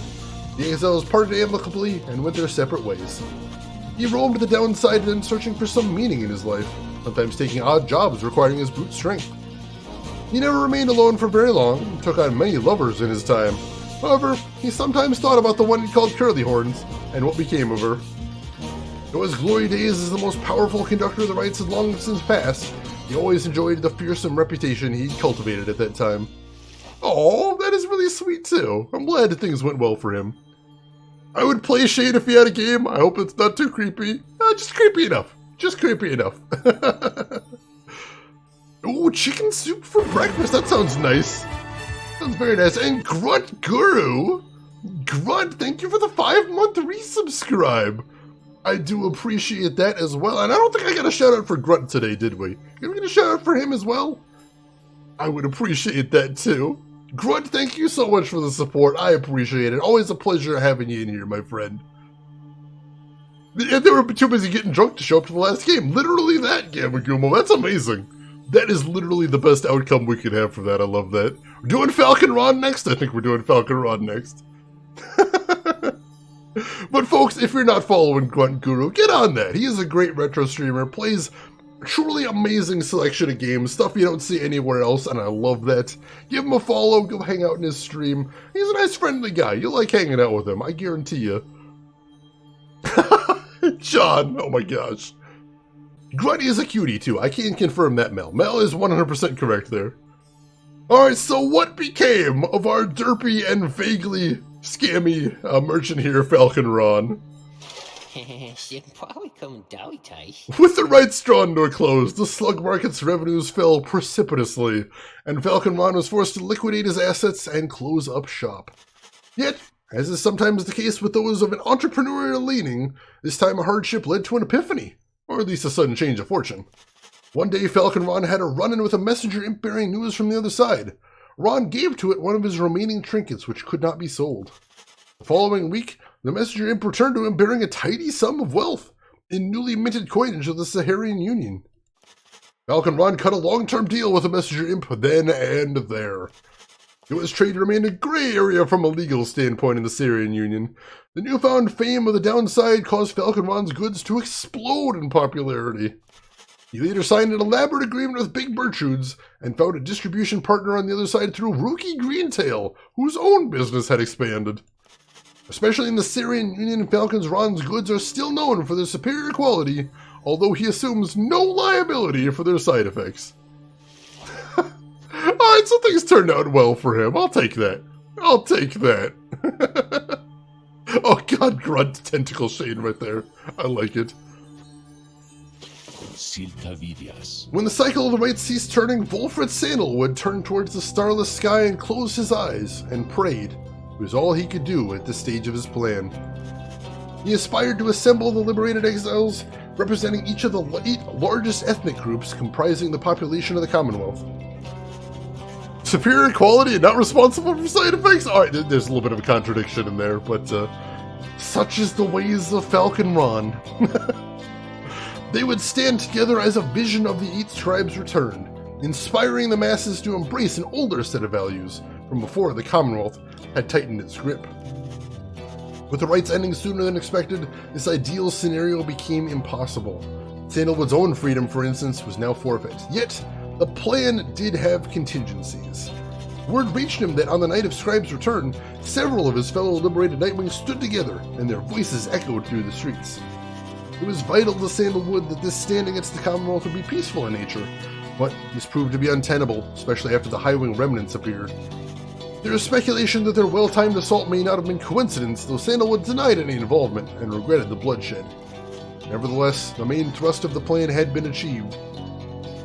Sandalwood kept busy after that as much as possible, providing counsel from afar to those who would be at the forefront of the birth of the Saharian Union. Of course, being stranded at Downside meant there was only so much he could do. Resting assured that the future of the nation was in capable hands, he turned his attention to the remaining exiles of the Downside. They would never return to the new nation, but at least they could experience the triumphs and his struggles in some vicarious way, so he took to his old work, writing and printing. As literacy began to spread again through the Saharian Union, so too did exiles of the Downside take to it. For his part, Sandalwood helped to teach as many as he could. More than that, he provided the material to read, a semi-annual report about the latest events of both the Saharian Union and the Downside. The periodical gave many exiles something to look forward to. He enjoyed exchanging letters with the reader of the Nightwings, who kept him well abreast of how their other comrades in the fledgling nation fared. As Wolfred Sandalwood gained more fame throughout the land for all his sacrifices and his contributions, it is said he remained steadfast about 2 things. Does this guy have hardwood a lot all day and all night, Mel? All day, all night, every night. The first was that the cause itself ought to remain in focus. The freedom that the people had achieved, it was a gift to be cherished, a set of values that needed to be nurtured. The second point he made was that he himself had little to do with an outcome. He would often praise the exiles of the Nightwings who stood with him, each in turn, by name. He never forgot any of them. One day, to commemorate his birthday, the people of the Saharian Union unveiled a monument depicting him and the Nightwings as imagined in their prime. While Sandalwood did not learn of it until much later, it is said that he was moved to tears then by the gesture.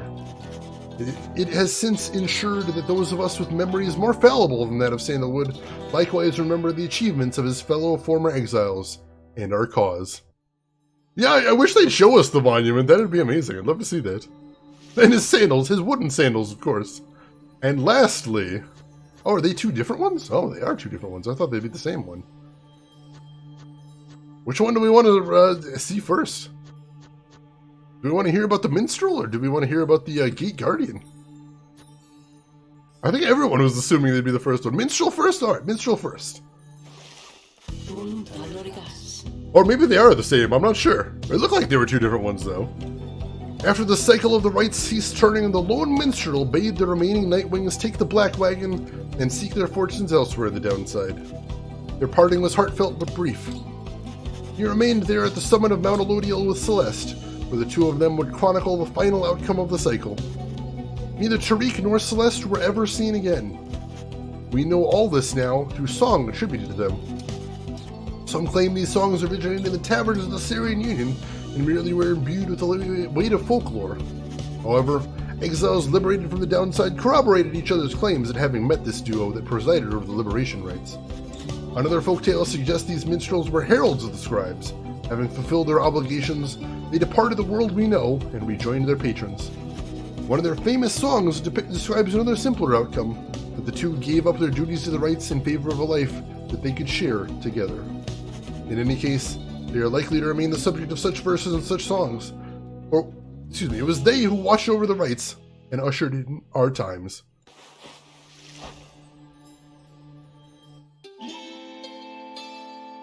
There is one more account which warrants mention.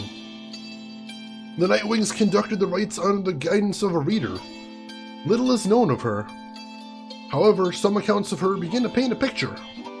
We know she was of common birth, always directionless and prone to misremembering at times. The journey to the downside left her close to death. It was then the Nightwings found her. They brought her from the brink. She showed them the path. She pressed onward with the others. She had made a vow to help her friends be free. Thus did the cycle of the rites commence its final turns. When the final rite arrived, the reader's freedom was at stake. That freedom she indeed achieved ere the morning's light. From that point on, accounts of her diverge. It is said that the voice which troubled her she never heard again. Some say she opted to retreat from public life, though whether that is true, only she knows.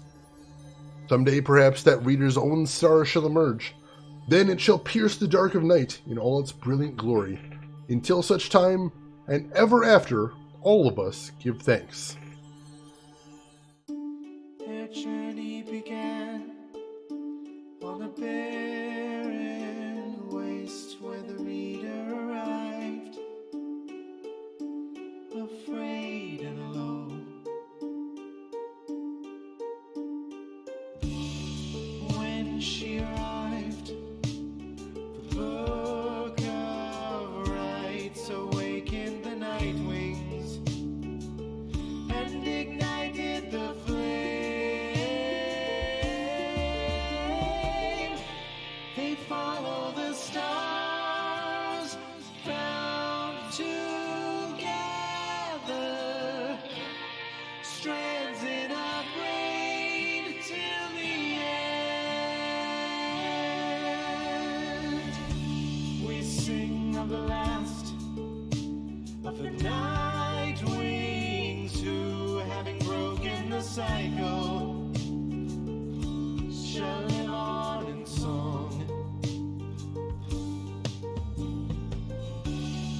Headwind prevailed and strode the path that his heart laid before him. He has found his way home. Captain Joe Dariel, mother to many a foundling, she has found her way home. Rookie Greentail has proved his worth and returned to his family by the grace of the scribes. They follow the stars, bound together, strands in a brain till the end. The moon-touched girl feels the scribes in the heart of the downside.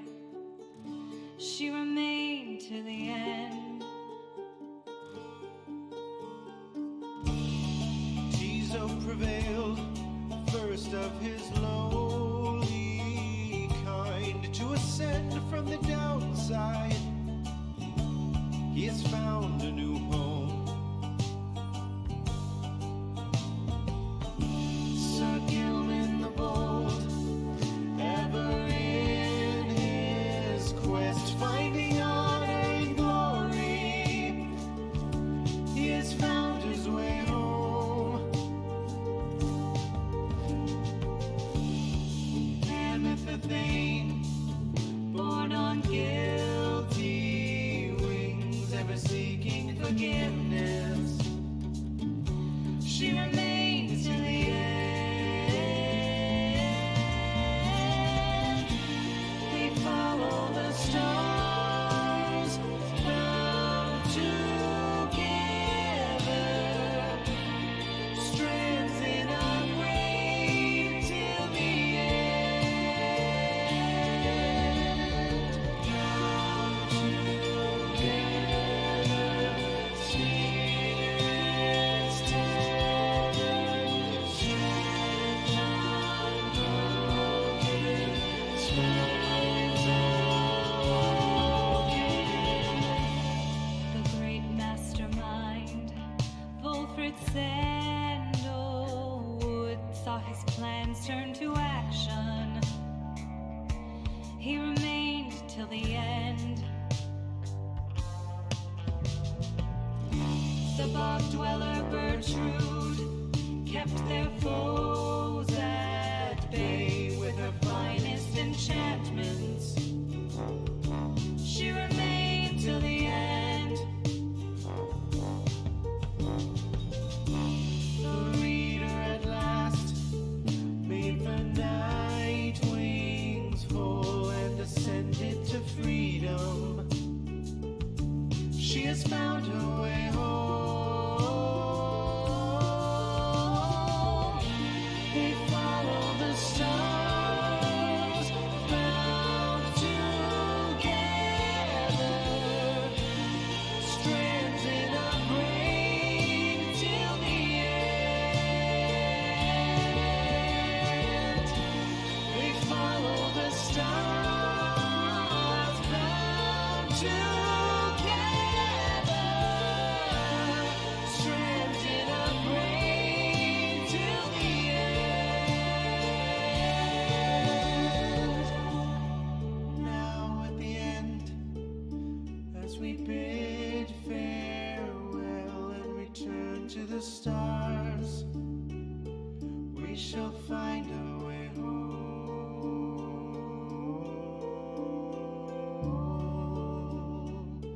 We shall find our way home.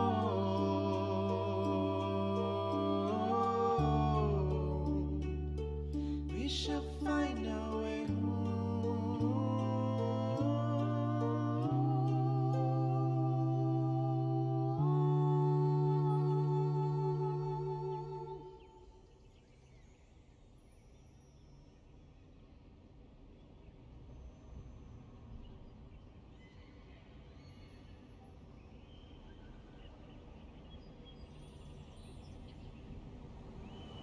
And that, ladies and gentlemen, is Pyre. That got me. That got me a little bit. Not ashamed to admit that. Actual goosebumps. Oh, that was intense. Thank you for the GGs in there. Staying on Mars, welcome in. You're just here for the end. And Tekin Jaya, I saw you there. Welcome in. How are you doing today? Oh, wow. Thank you, Argent, for being here. Oh, we're gonna. Oh, wow. One last screen there. It was a lot longer than I thought, and there was a little bit of slowness near the middle, but the story I think was well paced enough to keep dragging me forward, and the difficulty ramp up also really did it for me. I think it made it really challenging at the end, and I loved that. And the actual rites themselves, the gameplay itself was short enough to be very intense without feeling repetitive. I really loved that. Saturday morning gaming show. Yeah, you got here just as we beat it, but welcome in. How are you doing today? Hope you're doing well. Good to see you. It's actually Saturday morning too. Good timing. Rin, that was amazing. Thanks for playing it. Rin, thanks for being around. I'm glad you enjoyed. Not ashamed to admit that. Glad to hear. Glad to hear. True Nightwing campaign mode unlocked. I wonder what that is. Like, can we actually play as the true Nightwings? Is that like a prequel? Can we play a prequel? Oh, that'd be pretty cool. That would be really interesting. That is really interesting. So the other thing, for anyone that didn't know, is there's also a versus mode, where we can either play against a CPU or do hot seat, where we actually play against another person on the same keyboard, I believe. I don't know if there's an online. I don't think there's an online. Start over! I can't! Dear Fox, thanks for letting me experience this game as well. I hope you liked it, Dear Fox. This is, wow.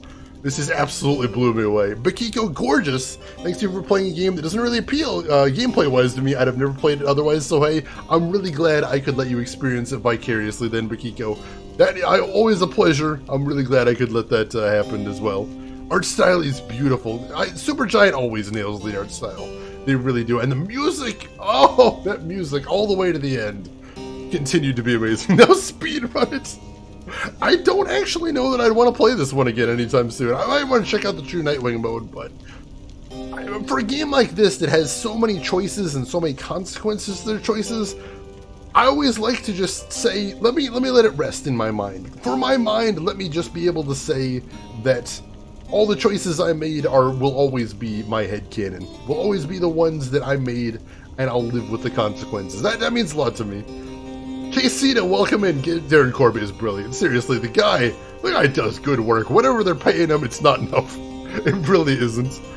Mel, you like that art too? It's beautiful. Really complements the whole tone and the story too. And yes, so our next game that we're going to be playing is Heavenly Sword for PS2. We're going to be playing that tomorrow, same time as today. I hope you'll be there for that. Oh, Saturday morning gaming show. You loved Heavenly Sword? I've never beaten it before. I played through a couple hours there, but I've never actually finished it before. So we're going to try and finish it now, and I'm excited because it's Ninja Theory. Ninja Theory games aren't always, like, spectacular, but they're really unique. And that's what I'm all about. I love the unique. I love that they're out there just trying to do something weird. That means a lot to me. Yeah, I suppose it probably wouldn't be too hard to connect two computers to share inputs. Plus, if anyone hasn't heard, Steam is right now working on a third-party front-end system that will allow people to play any Steam game with couch co-op online, just by sending inputs via the internet. We don't have a release date for it yet, but I'm very excited for that, because I have some games on Steam that are couch co-op only, or couch versus only, that I just don't get to play much anymore. That could be very cool if I could play with them online, so I'm excited to see how that works. And I'll be testing it out once it comes out as well. Rin, you're looking forward to it? Same here. Same here. So it is exceptionally early, but I don't want to wrap up. I don't want to follow this up with anything. Anything that I followed this up with as a filler game would feel hollow after that ending. I need some time to digest all that. I need some time to get the feels out of the chest, which is where the feels live. So even though it is pretty early, I have fulfilled my 4-hour minimum that I always promise. So I think we're probably going to wrap it up here for the night. And yeah, Ryan Frenchman, that's the main concern, is how would the latency be? Now, I've seen some pretty miraculous stuff happen with latency before, but with competitive games, it is a toss-up, and it depends on a lot of factors as well. So it may not always work, it may not work for everybody, but it could work for some. So I'm very interested. Suddenly Star Wars, I was thinking about that, but honestly, I'm always running on such an adrenaline high after I beat games. It's just such an emotional thing for me, even if the game itself isn't a big emotional thing. Just beating it feels great. So I'm going to take some time to bask in it. I'm going to take some time to make sure everything's set up for Heavenly Sword tomorrow. Yeah, we'll be back tomorrow. I'm not crying because you're leaving. Yo, Mel. Mel, it was a pleasure seeing you and having you here, and I hope you enjoyed watching that ending. Always good to have you here with us. All aboard the feels train. Choo choo.